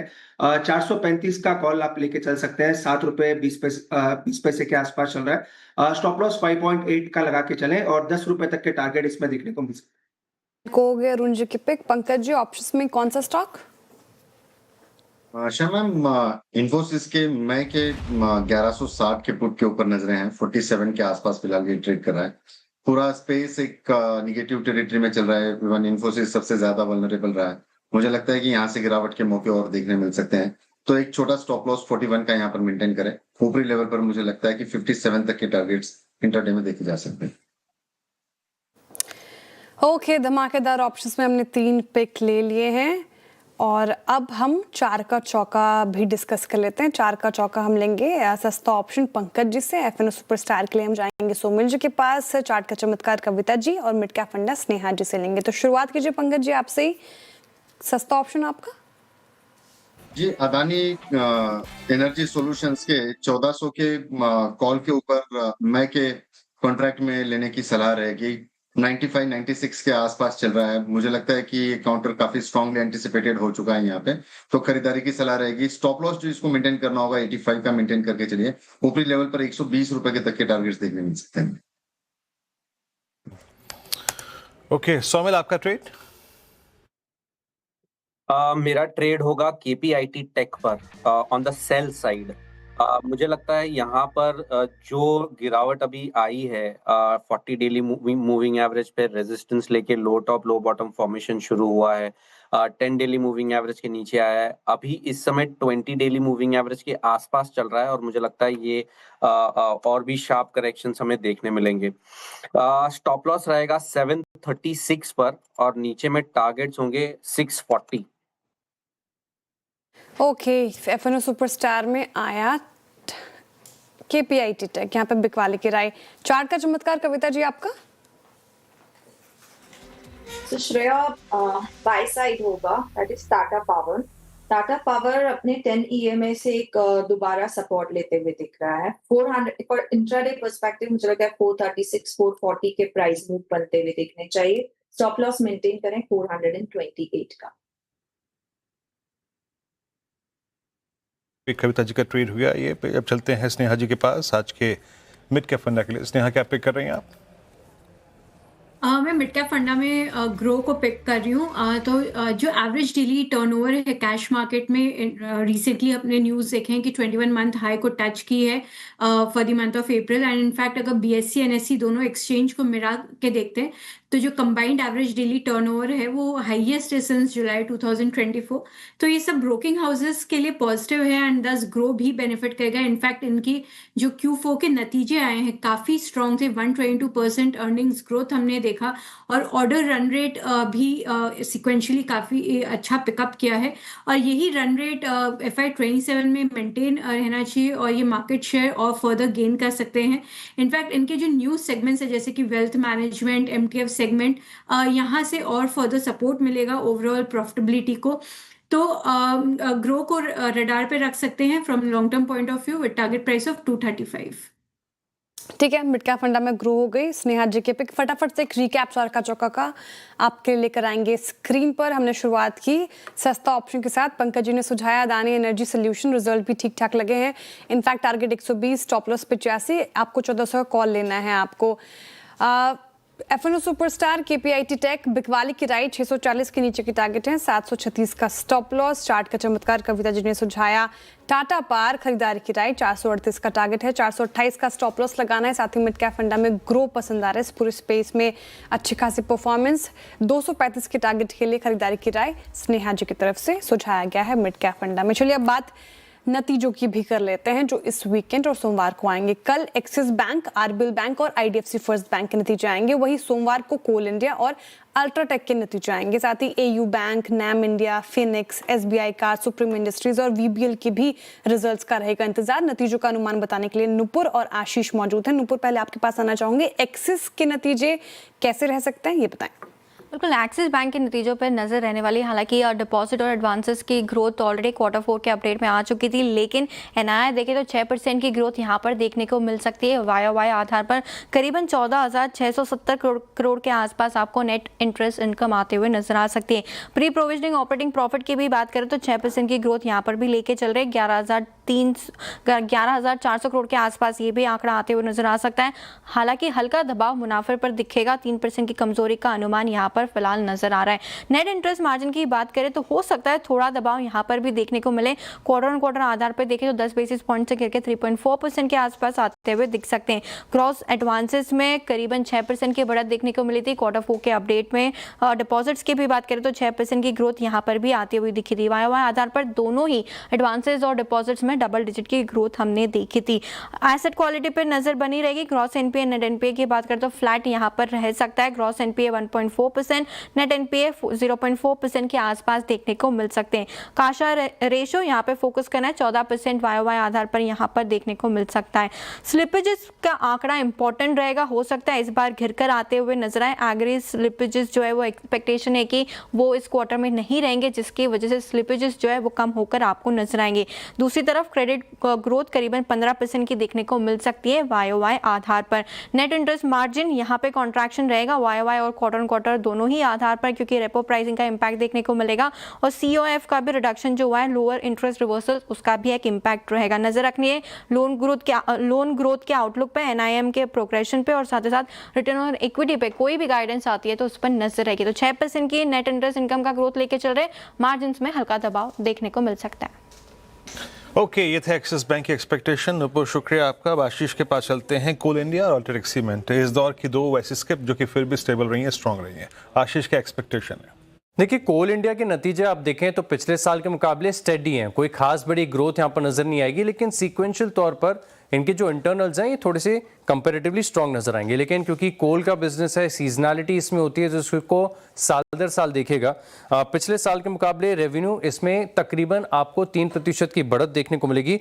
एबिटा में एडजस्टमेंट होते हैं, दरअसल जो स्ट्रिपिंग चार्जेस होते हैं उसे राइट बैक कर दिया जाता है, तो एडजस्टमेंट के लिहाज से बिल्कुल फ्लैट, या फिर आप ये समझ लीजिए कि 1.25% की बढ़त आपको एबिटा में देखने को मिल सकती है। 11,360 करोड़ ये मार्केट एक्सपेक्ट करके चल रहा है। मार्जिन्स मोर और लेस स्टेबल हैं, 29.7% के थे पिछले साल, जो कि इस बार 29.2% के देखने को मिलेंगे। मुनाफे में तकरीबन 5.5% तक की गिरावट यहां पर आपको देखने को मिल सकती है, लेकिन एबिटा पर टर्न के लिहाज से देखें तो 3% की बढ़त है, 558 रुपए से बढ़कर 575 करोड़ का आंकड़ा देखने को मिलेगा। और जो ऑफ टेक्स है इसमें भी सीक्वेंशियल तौर पर एक थोड़ा सा इंप्रूवमेंट है। खास बात है कि ई ऑक्शन के प्रीमियम्स भी देखें तो पिछले क्वार्टर के मुकाबले काफी ज्यादा बेहतर हुए, लेकिन डिस्पैचेस कम हुए हैं और ये थोड़ा सा आपको इंपैक्ट करता हुआ नजर आएगा। पिछले साल के मुकाबले डिस्पैचेस में 2% की गिरावट यहां पर देखने को मिली है और जो ब्लेंडेड रियलाइजेशंस है ये अब समझ लीजिए कि पिछले साल के मुकाबले तकरीबन 1% ज्यादा 1707 रुपए प्रति टन के आसपास देखने को मिलेंगे। यानी साल दर साल नतीजे ठीक ठाक और सीक्वेंशियल तौर पर अच्छे नतीजे माने जाएंगे। ये रहा कोल इंडिया। लेकिन अब अल्ट्राटेक की भी बात कर लेते हैं और सीमेंट स्पेस की जो कंपनीज हैं यहाँ पर फोकस रखेंगे। अल्ट्राटेक में रेवेन्यू 14% की बढ़त आपको देखने को मिल सकती है। एबिटा की बात करें तो अगेन यहाँ पर 14% का इजाफा है। मार्जिन्स बिल्कुल स्टेबल देखने को मिलेंगे, थोड़ी सी बहुत नरमी आ सकती है, लेकिन मुनाफे के आंकड़े में भी 9% की बढ़त है, 2720 करोड़ के आसपास का आंकड़ा एक्सपेक्टेड है। सेल्स वॉल्यूम अगर आप कंसोलिडेटेड आधार पर देखें तो ग्रोथ आपको तकरीबन 11% की देखने को मिलेगी। जो ब्लेंडेड रियलाइजेशन है इसमें पिछले साल के मुकाबले 2% की बढ़त है। करीब करीब अगर आप देखें तो इनकी जो वेरिएबल कॉस्ट है ये थोड़ा सा इंक्रीज हुआ है, 3% पिछले साल के मुकाबले। इनके जो ओपेक्स है इसमें भी 2% की बढ़त देखने को मिली है, लेकिन बॉटम लाइन आप देखेंगे कि थोड़ी सी कंपैरेटिवली कम बढ़ रही है, सिर्फ 9% की बढ़त है। कारण यह है कि पिछले साल के मुकाबले आप देखें तो इनका एक तो डेप्रिसिएशन है और इंटरेस्ट कॉस्ट है, ये 7 से लेकर 9% थोड़ा सा ज्यादा देखने को मिला। इसके लिए बॉटम लाइन में ग्रोथ थोड़ी सी कम देखने को मिलेगी, लेकिन नंबर्स की बात करें तो स्टेडी क्वार्टर एक्सपेक्टेड है। चलिए आशीष, शुक्रिया आपका। तो ये 2 नंबर्स और हो गए ड्रॉ, हमने कर ली पिक्चर कि पॉसिबल नंबर्स कैसे होंगे अल्ट्राटेक, सीमेंट और कोल इंडिया। बिग मार्केट वॉइसेस की कड़ी में अब जंप करते हैं और इस बीच हमारे साथ इस बातचीत में शामिल होंगे आज राहुल अरोड़ा। उनसे करेंगे बातचीत, CEO अशिका इंस्टीट्यूशनल इक्विटीज़ के। राहुल, गुड आफ्टरनून, कार्यक्रम में स्वागत है। इसे कहते हैं ना, ईद न जानी ये कैसी घड़ी आई है, एक तरफ कुआं है एक तरफ खाई है ना। एक तरफ आपकी war, strait of Hormuz, crude hovering at 107 और अर्निंग्स जिसमें मूड TCS ने, HCL ने और इन्फोसिस ने सबने खराब कर दिया। 4 दिन में निफ्टी IT का रिट्रेसमेंट 4000 पॉइंट्स का। I mean no place to hide as of now. कैसे अप्रोच कर रहे हैं मार्केट्स को आप राहुल इस वक्त? Good afternoon Veeru, thank you for having me on the show. देखिए, जिस तरह का उछाल आया है बाजार में, जो करीबन 22,000-22,500 से ऑलमोस्ट 24,500 तक, वो एक्चुअली मेरे लिए काफी हद तक सरप्राइजिंग था, क्योंकि जिस तरह से मार्केट ने ओवर रिएक्ट कर लिया था to buy into some just one tweet और वन पीस ऑफ न्यूज, वो बहुत it did not make complete sense to me. क्योंकि मेरा ये मानना है वीरू कि युद्ध जो Q4 में शुरू हुआ था मार्च महीने में, उस वक्त तो कंपनियों पे ज्यादा इम्पैक्ट हुआ भी नहीं होगा, क्योंकि इन्वेंट्रीज वगैरह तो आपके पास हुई होगी। असली इम्पैक्ट तो आपको Q1 Q2 में, मोस्टली Q1 में देखने को मिलेगा। तो आई थिंक वैल्यूएशंस काफी हद तक रीजनेबल हो चुके थे, लेकिन आई थिंक वहां से जो 10% की rally I, but I think now थोड़ी एक सैनिटी वापस मैं कहूंगा रिटर्न हो रही है। क्योंकि मुझे लगता है वीरू कि ये जो करंट फिस्कल ईयर है, अर्निंग्स ग्रोथ अगर आप देखें, आईटी कंपनीज के आंकड़े आने चालू हो गए हैं, जो मुझे लगता है कि इस साल आप 7 से 10% का प्रॉफिट ग्रोथ देख सकते हैं, शायद उससे कम भी हो निफ्टी में। कंज्यूमर स्टेपल्स का भी करीबन 7 से 10% का ग्रोथ होगा। बैंक्स जिसमें बहुत अच्छी ग्रोथ लग रही थी, क्योंकि क्रेडिट ग्रोथ 14-15% तक हो चुका था, निम्स बॉटम आउट हो रहे थे, asset quality cost to income control में था, अब वो भी थोड़ा 1-2 क्वार्टर के लिए डगमगाएंगे। तो जो एक्सपेक्टेड था कि बैंक्स की अर्निंग 14-15% ग्रो होगी, हो सकता है कि वो 12-13% हो जाए, तो काफी हद तक। और फिर बचता है आपका रिलायंस। ये 4 जो स्तंभ है मार्केट के, ये करीबन 75% का वेटेज है। तो अगर ये 75% एग्रीगेट आपको करीबन समझिए 12-13% का अर्निंग्स ग्रोथ देने वाले हैं, और जो बाकी के जो सेक्टर्स हैं वो मिला के आपको एक 10-12% का दे दे, तो you are looking at 10-12% kind of earnings growth. तो अगर मार्केट को उससे ट्रैक करना है तो आई डोंट थिंक यहां से आपको for the rest of the 8 months 10-12% से ज्यादा इंडेक्स पे रिटर्न मिल सकता है, which means I don't think we should be expecting too much euphoria or to make a new high this year. हमें asset allocation पे ज्यादा ध्यान देना चाहिए, not just what stocks and sectors to buy, but how we should be allocating our money and wealth also. So I think it's best to remain cautious and have a slightly moderated return expectation. करीबन 10 से 12% अगर यहाँ से आपको मिल गया, यहाँ से भी 8 महीने में, you should think it's been a fairly good year. Okay, overall market पे ये view. Rahul ji good afternoon, आ रही हूँ आपके पास, लेकिन उससे पहले श्रीराम फाइनेंस के नंबर आ रहे हैं और एक नज़र उस पर। मुनाफा अनुमान से थोड़ा बेहतर नज़र आ रहा है, 3014 करोड़ का अनुमान 2822 करोड़ का था और इनफैक्ट बढ़ा है यहाँ पर। और एक बार नेट इंटरेस्ट इनकम पे रखिएगा, मार्जिन के अगर आंकड़े आए हैं वो भी रखे, और डिविडेंड का भी ऐलान किया है शायद, वहाँ पर भी एक नज़र, उसके बाद आगे बढ़ेंगे। ओके, तो यहाँ पर नेट इंटरेस्ट इनकम थोड़ा अनुमान से कम है और स्टॉक पे वैसा ही रिएक्शन, और जब आंकड़े आएंगे तो रखूंगे आपके सामने। लेकिन सर, आपने बात की ओवरऑल मार्केट के ऊपर और आईटी स्पेस पे भी थोड़ी चर्चा की, लेकिन डिटेल में मैं आपसे जानना चाहूंगी। दिग्गज नंबर्स हमने देख लिए, टीसीएस के, इन्फोसिस के, विप्रो के, एचसीएल टेक के, और कहीं ना कहीं नतीजे निराशाजनक ही रहे हैं, स्ट्रीट का वर्डिक्ट भी वही है। अब आईटी स्पेस पर क्या व्यू बन रहा है आपका? देखिए श्रेया जी, ऐसा है कि वैल्यूएशंस तो बहुत अट्रैक्टिव हैं, इसमें मैं दो राहें नहीं है कि आपको इन्फोसिस, टीसीएस, एचसीएल टेक वगैरह सब आपको 15-16 के मल्टीपल पे ऑन FY28 मिल रहे हैं, बहुत अट्रैक्टिव है। क्योंकि आपको याद होगा जब ग्लोबल फाइनेंशियल क्राइसिस हुआ था 2008 में, तो उस वक्त जो आईटी कंपनी के वैल्यूएशंस थे वो करीबन 9 से 11-12 के बीच में चले गए थे। तो इट्स ऐसी कोई स्थिति इस वक्त है नहीं। आई नो एआई पे काफी हद तक चर्चा हो रही है, लेकिन अगर आप टीसीवी नंबर्स देखें सारे आईटी कंपनीज के जो भी अभी डिक्लेयर हुए हैं, टीसीवी नंबर्स इतने खराब नहीं हैं, कुछ के ठीक ठाक हैं, कुछ के थोड़े बहुत मिस हुए हैं, लेकिन मुझे नहीं लगता कि इतने खराब है। The problem is going to be Shreya ji के आपको ग्रोथ और मार्जिन में एक डायकोटमी दिख रही है, क्योंकि जो आपको ग्रोथ दे रहा है उनके मार्जिन कंप्रेस हो रहे हैं, और जो मार्जिन एक्सपेंशन दे रहा है उनके ग्रोथ कंप्रेस हो रहे हैं। तो you don't have a secular trend in IT companies which are growing with growth as well as margin expansion. अब ये AI क्या रूप लेगा उसमें मुझे पता नहीं, लेकिन मेरा एक थोड़ा lateral thought process है कि इंडियन आईटी कंपनीज के पास इतना कैश पड़ा हुआ है, उनके ROEs वैसे भी बहुत अच्छे हैं लेकिन थोड़े डिप्रेस्ड हैं। लेकिन अगर आप सोचिए कि जो हमारे फ्रंटलाइन आईटी कंपनीज है, they reduce their cash balances a bit, they go out and buy companies that are AI generated, तो एक तो आप ग्रोथ खरीद रहे हैं, और अगर वो सही एक्विजिशन हुई तो ईपीएस एक्रेटिव भी हो जाता है और आपके आरओई पे भी फर्क पड़ेगा। तो आई पर्सनली थिंक कि जो अभी गाइडेंसेस आ रही हैं जिन्होंने डिक्लेयर किया है, I don't think we should read too much into them, because मुझे लगता है कि Q1 के बाद जो आंकड़े आएंगे उनमें थोड़ा एक बेटर पिक्चर हमको मिलेगा। उसमें थोड़ा जी जो वॉर के भी इम्पैक्ट है, जो डिस्क्रिशनरी स्पेंडिंग पे एक इम्पैक्ट आया है ग्लोबली, उसका भी एक असर पड़ेगा। बट आई थिंक मेरा मानना है कि जो वैल्यूएशंस अभी आईटी सेक्टर के बन रहे हैं, they make for a good trading bet. अब इन्वेस्टमेंट बेट तभी बनेगा व्हेन आई सी कि they are going out and buying capabilities and buying growth. But don't be surprised, मैं कहूंगा कि अगले 3 महीने में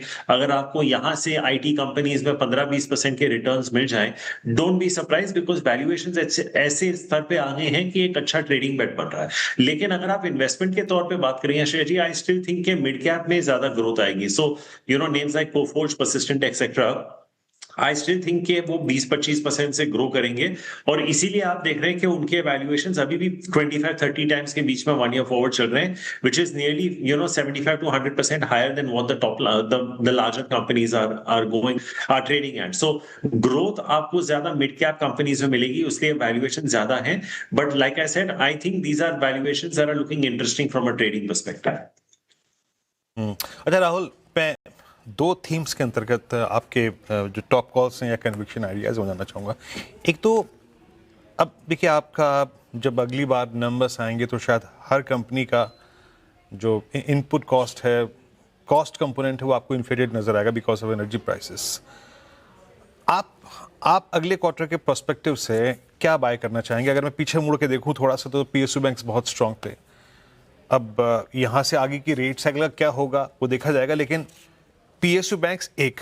दूसरा, इस पूरे वॉर जोन में बाजार ने अपनी गियर शिफ्टिंग करी, तुरंत अपने आप को टेक्निकली पावर स्पेस पे, कोल स्पेस पे, एनर्जी स्पेस पे माइग्रेट कर लिया।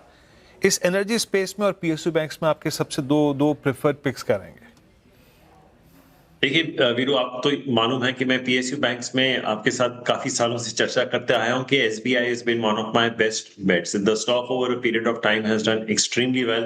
आज भी अगर आप एसबीआई को देखें, the valuations are not demanding at all. I think at 1.7 1.6 1.7 1.8 times के आसपास कुछ होगा उनका price to book value 1 year forward, at almost 14-15% ROE, and almost I think उनका ROA करीबन 1.7 1.8 के आसपास होगा। तो I think SBI remains, for me, my top PSU bet.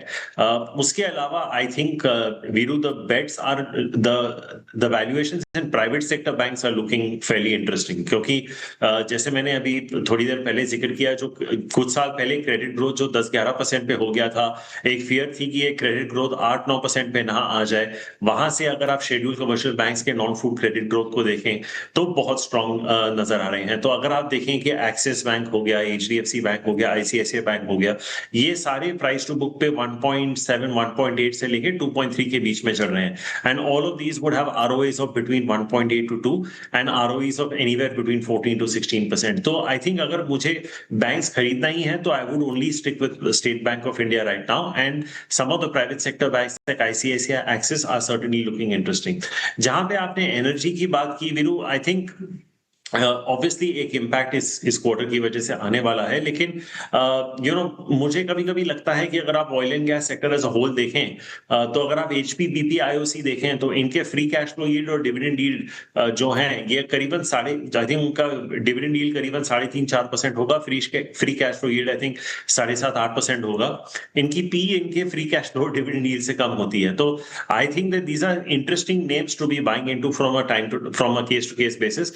Obviously एक चर्चा ये भी हो रही है मार्केट में कि हो सकता है कि फ्यूल रेट्स रेज हो जाएं, उसमें नजर डालनी पड़ेगी, क्योंकि नतीजे जो इलेक्शंस हो रहे हैं वो 4 मई के बाद आएंगे। तो एक स्कूल ऑफ थॉट है कि हो सकता है कि उसके बाद कुछ पंप रेट्स पे एक इंक्रीज आने को मिल जाए। तो आई थिंक अगर आप जैसे आपका सवाल था कि अगले 3-6 महीने के लिए, I think HP BP IOC could be interesting names to play.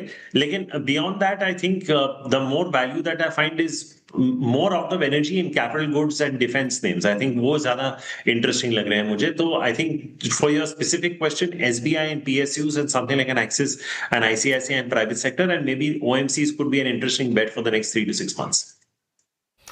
Okay, Rahul, बहुत बहुत शुक्रिया आप आज इस बातचीत में शामिल हुए, and have a nice weekend as well. बहुत बहुत शुक्रिया इस कार्यक्रम में शामिल होने के लिए। अब चलते हैं और देखिए क्लोज क्या मिल रहा है। It's 23892, still not far away from day's low. मेरे ख्याल से 40-45 पॉइंट का डिफरेंस चल रहा है। अनुज हमारे साथ जुड़ चुके हैं। अनुज, आज शॉर्ट साइड पे भी लोगों ने बहुत पैसा कमाया होगा, बट ओवर वीकेंड ये 2 शनिवार इतवार के दिन के लिए क्या रिस्क ले जाएं? कुछ अर्निंग्स भी आनी, एक्सिस बैंक के नंबर्स भी आएंगे, बट क्रूड रुपए को देखते हुए क्या लगता है आपको अनुज, यहाँ से शॉर्ट कैरी करें या फिर न्यूट्रल जाएं? देखिए वीरू, डिपेंड करता है। अगर आपने एकदम टॉप पे शॉर्ट किया है, 24 टॉप पे तो खैर कोई नहीं कर पाया होगा, लेकिन सपोज करिए 24,400 24,450 शॉर्ट किया, तो आप एक दिन और देके देख सकते हैं इसको, चाहे तो अपनी पोजीशन को हेज कर लें। लेकिन मेरा व्यू हमेशा ये रहता है कि खासतौर से वीकेंड पर मैं कोई भी ट्रेड कैरी करने की टेम्पटेशन से बचना चाहता हूँ। बैंक निफ्टी में देखिए आप ऑलरेडी डे लो से ठीक ठाक रिकवरी हो चुकी है। कल एक्सेस के नंबर्स आएंगे, आज शाम को रिलायंस के नंबर्स आएंगे, और मंडे मॉर्निंग को मार्केट आपको वापस मौका देगा। ऐसा नहीं है कि मार्केट कहीं आपके हाथ से निकल जाएगा, ठीक है। और लेकिन एक चीज मैं साफ कर रहा हूँ, आईटी से कोसों दूर रहे। देखिए आज मेरे ख्याल से वो जितनी भी आईटी की रैली थी पूरी स्वाहा हो गई, पूरी। 2 दिन लगे वीरू, और ये होगा जब कोई सेक्टर बेयर मार्केट में होगा कि 2 दिन लगेंगे पूरी की पूरी रैली स्वाहा होने में। 1 महीने की रैली 2 दिन में स्वाहा हो गई, तो वो उससे दूर रहें कोसों। बैंक निफ्टी में आज लोअर लेवल से रिकवरी आई है, उसका टेस्ट होगा मंडे को, क्योंकि वो 10 और 20 डेमा के एग्जैक्ट बीच से बैंक निफ्टी में रिकवरी आई है।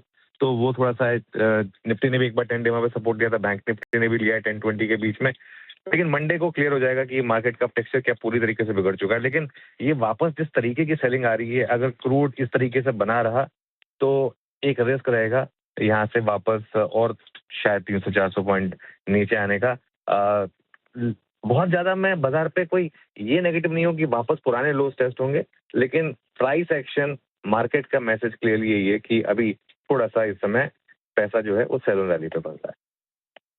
ओके, सेल ऑन रैली करके अभी फिलहाल पैसा बन रहा है, क्रूड एक बड़ा सिद्दत बना ही हुआ है। शुक्रिया सर मार्केट पर अपनी अप्रोच बताने के लिए। चलिए अब आगे बढ़ रहे हैं। एक बार श्रीराम फाइनेंस फिर से रखिएगा स्क्रीन पर, क्योंकि शानदार रैली अब देखने को मिल रही है। रिजल्ट के बाद एकदम से वर्टिकल राइज श्रीराम फाइनेंस में लगभग 1% अप है। एक तो डिविडेंड का ऐलान किया उन्होंने, 6 रुपये प्रति शेयर का डिविडेंड, और नेट प्रॉफिट भी 41% बढ़ा है। मार्जिन के भी आंकड़े रखेंगे एक बार, नेट इंटरेस्ट मार्जिन में भी थोड़ी बढ़ोतरी देखने को मिली है। तो ये वर्डिक्ट है फिलहाल। अब देखते हैं कि ब्रोकरेज रिपोर्ट क्या आएगी सोमवार को और फिर कैसे रिएक्ट करता है, उस पर रहेंगी नजरें। लेकिन डीलर्स के रडार पर कौन कौन से स्टॉक्स हैं ये समझ लेते हैं। ऊपर हमारे साथ हैं, ऊपर बताइए। सबसे पहले वरुण बेवरेज ये डीलर्स के रडार पे आते हुए दिखा है। इनफैक्ट पिछले कुछ दिनों पर ये लगातार रडार पे बना हुआ है। इसके नतीजे आने वाले हैं सोमवार के दिन, और उसके पहले यही माना जा रहा है कि हो सकता है इसके नतीजे जो है वो अनुमान से बेटर आते हुए दिखें। वॉल्यूम टर्म्स में और मार्जिन के टर्म में भी आउट परफॉर्मेंस यहाँ पर देखने को मिल सकती है। खरीदारी की राय वरुण बेवरेज पर आती हुई नजर आई है। दूसरा, मेटल एंड माइनिंग पूरा सेक्टर आज फोकस पे, इंस्टीट्यूशनल बाइंग यहाँ पर देखने को मिल रही है। बड़े फैमिली ऑफिस से भी इस पूरे सेक्टर पर बाइंग की रिकमेंडेशन आती हुई नजर आई, और इसी में पर्टिकुलरली एनएमडीसी आज फोकस में आते हुए दिखा है। हाई वॉल्यूम के साथ यहाँ पे खरीदारी देखने को मिल रही है। तो वरुण बेवरेज और एनएमडीसी दोनों डीलर्स के रडार पर है। वरुण बेवरेजेस और एनएमडीसी ये दोनों स्टॉक्स डीलर्स के रडार पर अच्छी खासी बाइंग यहाँ पर होती हुई है। हमारे इंपैक्ट पैनल ने भी पिक किया था। लेकिन अब एसटीबीटी और बीटीएसटी ट्रेड्स भी लेना शुरू कर देते हैं। सोमवार के लिए कौन कौन से स्टॉक, गाबर से शुरुआत कीजिए, बताइए सोमवार के लिए लॉन्ग कैरी करेंगे या फिर शॉर्ट? शॉर्ट, और वो भी आईटी क्षेत्र। और उसमें स्टॉक जो चुना है वो है इन्फोसिस, ट्रेड कर रहा है 1155, टॉप लगाएंगे 1162, 7 रुपीज, ज्यादा नहीं। हो सके तो डाउनसाइड 1140 भी पॉसिबल है। Infosys week structure. इन्फोसिस अभी भी सेल, प्रकाश सर का मानस आपका ट्रेड। तो देखिए, एबी कैपिटल में एक सेल ट्रेड लेंगे। एबी कैपिटल के अगर आप चार्ट देखें तो स्टॉक ने अपने ट्रेंड मूविंग एवरेज को ब्रेक किया है। इंटरडे चार्ट पे लोअर टॉप लोअर बॉटम्स का ट्रेंड है, तो उसके फ्यूचर में बिकवाली करने का ट्रेड लेना है। 342 के आसपास के प्राइस चल रहे हैं। स्टॉप लॉस आपको 346 का लगाना है और टारगेट 335 रुपए का सेट करना है। तो बिरला कैपिटल, ये भी एसटीबीटी आ गई, तो 2 एसटीबीटी आ गए हैं। सोमिल जी आपकी side? On the sell side again मुझे लगता है कि यहाँ पे पीएसयू बैंक्स, जो छोटे पीएसयू बैंक्स है, वहां पर गिरावट थोड़ी ज्यादा है और यहाँ पर कंटिन्यू रहेगी। बैंक ऑफ इंडिया मुझे खराब लग रहा है। बैंक ऑफ इंडिया में एक ending diagonal pattern on the hourly charts नीचे की तरफ टूटा है, closing below 40 daily exponential moving average and 10 daily moving average आज और आवरली चार्ट्स पर जो मोमेंटम इंडिकेटर्स हैं वो सेल साइड पर हैं।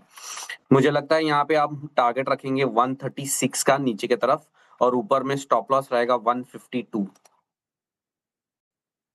कविता जी आपका ट्रेड।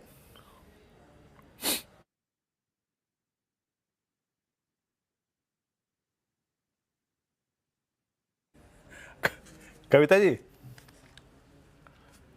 हाँ जी। ख्वाबों में खोई है। अरे कविता जी आपसे बोल रहा हूँ। मुझे आपका आवाज नहीं आया, so sorry। क्या बात कर? अच्छा आप कैसे आई? I couldn't।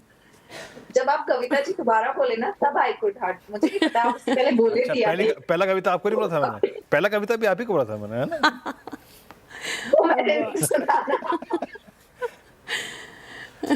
Okay. Kavita ji अपने ख्यालों में खोई थी, लग रहा है आज कोई अच्छा ट्रेड मिला है।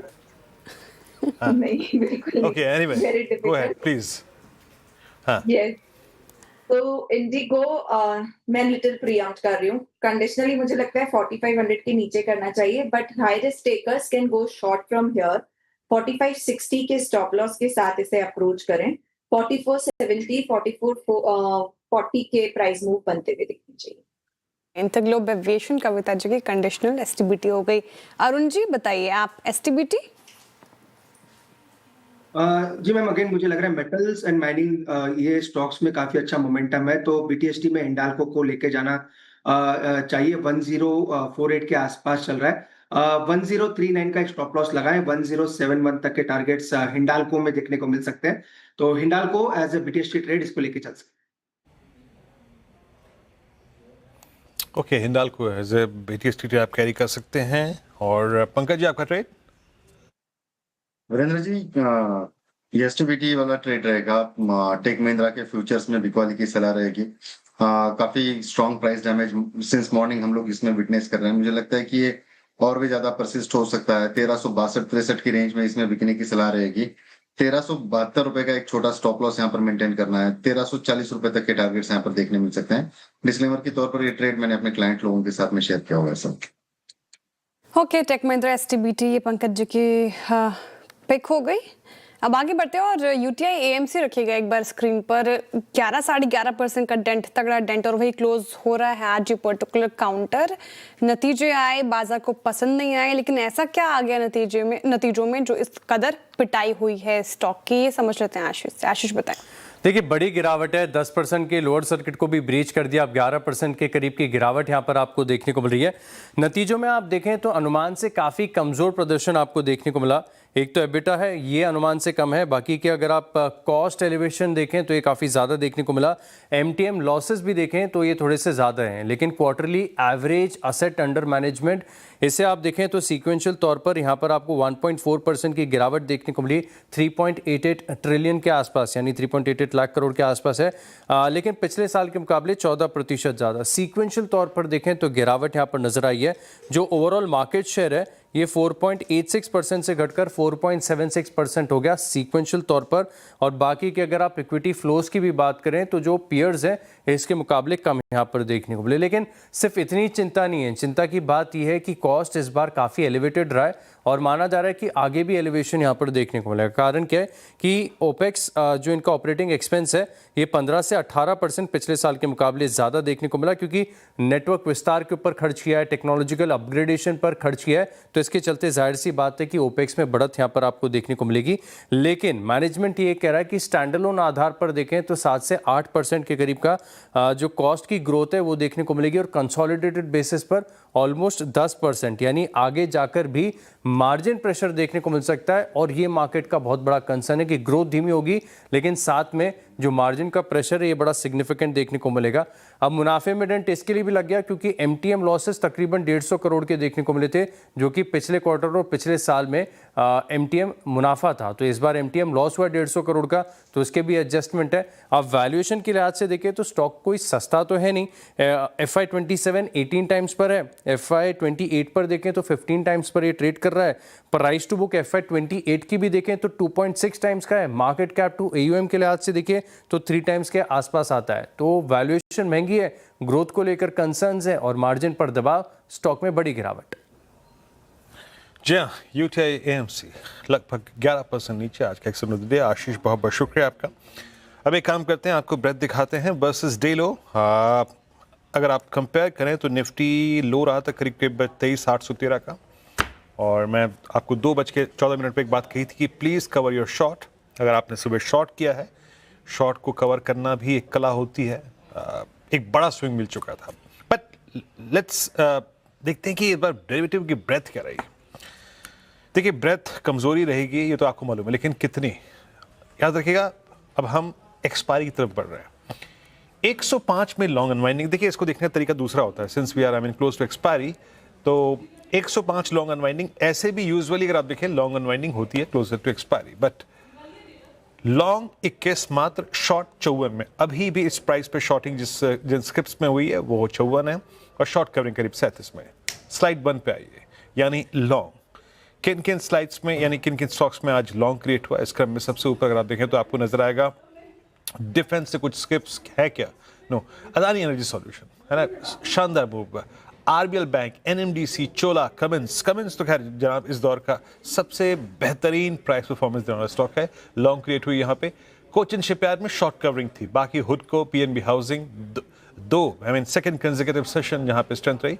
और एक्कन financial same case, second consecutive session. और पीपीएल फार्मा आज भी लॉन्ग का शॉर्ट कवर देखा गया। नेक्स्ट स्लाइड आएगी शॉर्टिंग की, और Coforge mid cap IT culprit, Alkem, Godrej consumer, ICICI pru, sun pharma, इन सभी काउंटर्स में आज शॉर्टिंग हुई।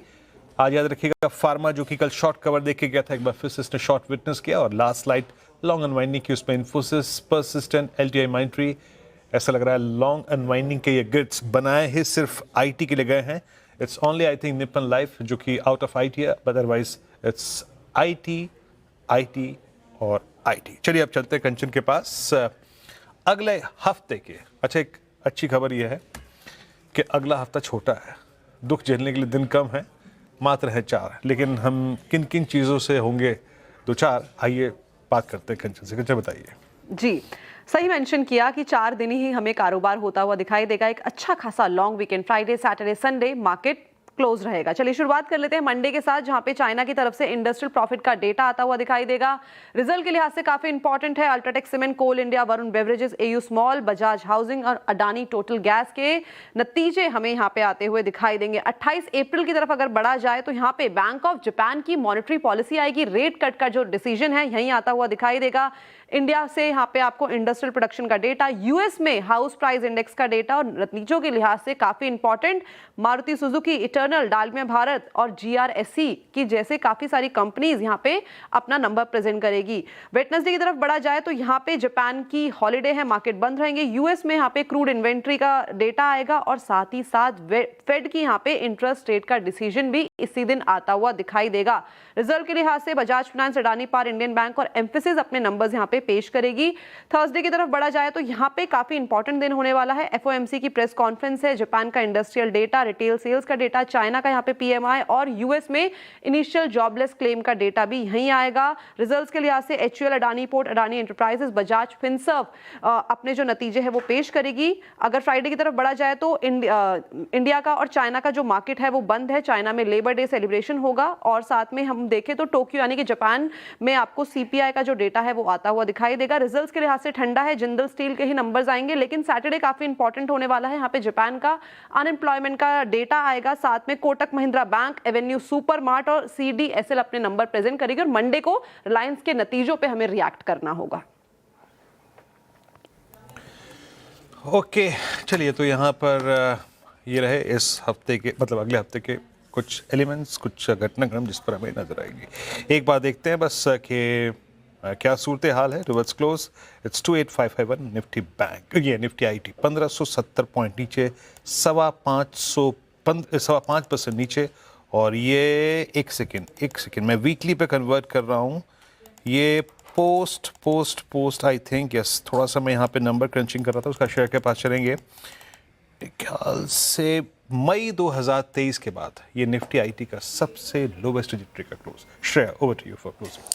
बिल्कुल खराब क्लोजिंग आज की सेशन की रही है, पूरे वीक की खराब क्लोजिंग आपकी स्क्रीन पर होगा। निफ्टी देखिए 267 अंक नीचे, आज 1% से ज्यादा लुढ़क कर क्लोज हो रहा है। तो क्रूड का बढ़ना, आईटी का प्रेशर, साथ ही कमजोर होता हुआ रुपया पूरे बाजार पर भारी पड़ा आज के सेशन में। बैंक निफ्टी देखिए 200 अंकों की से ज्यादा की गिरावट, यहाँ पर लगभग आधा % फिसल गया आज के सेशन में।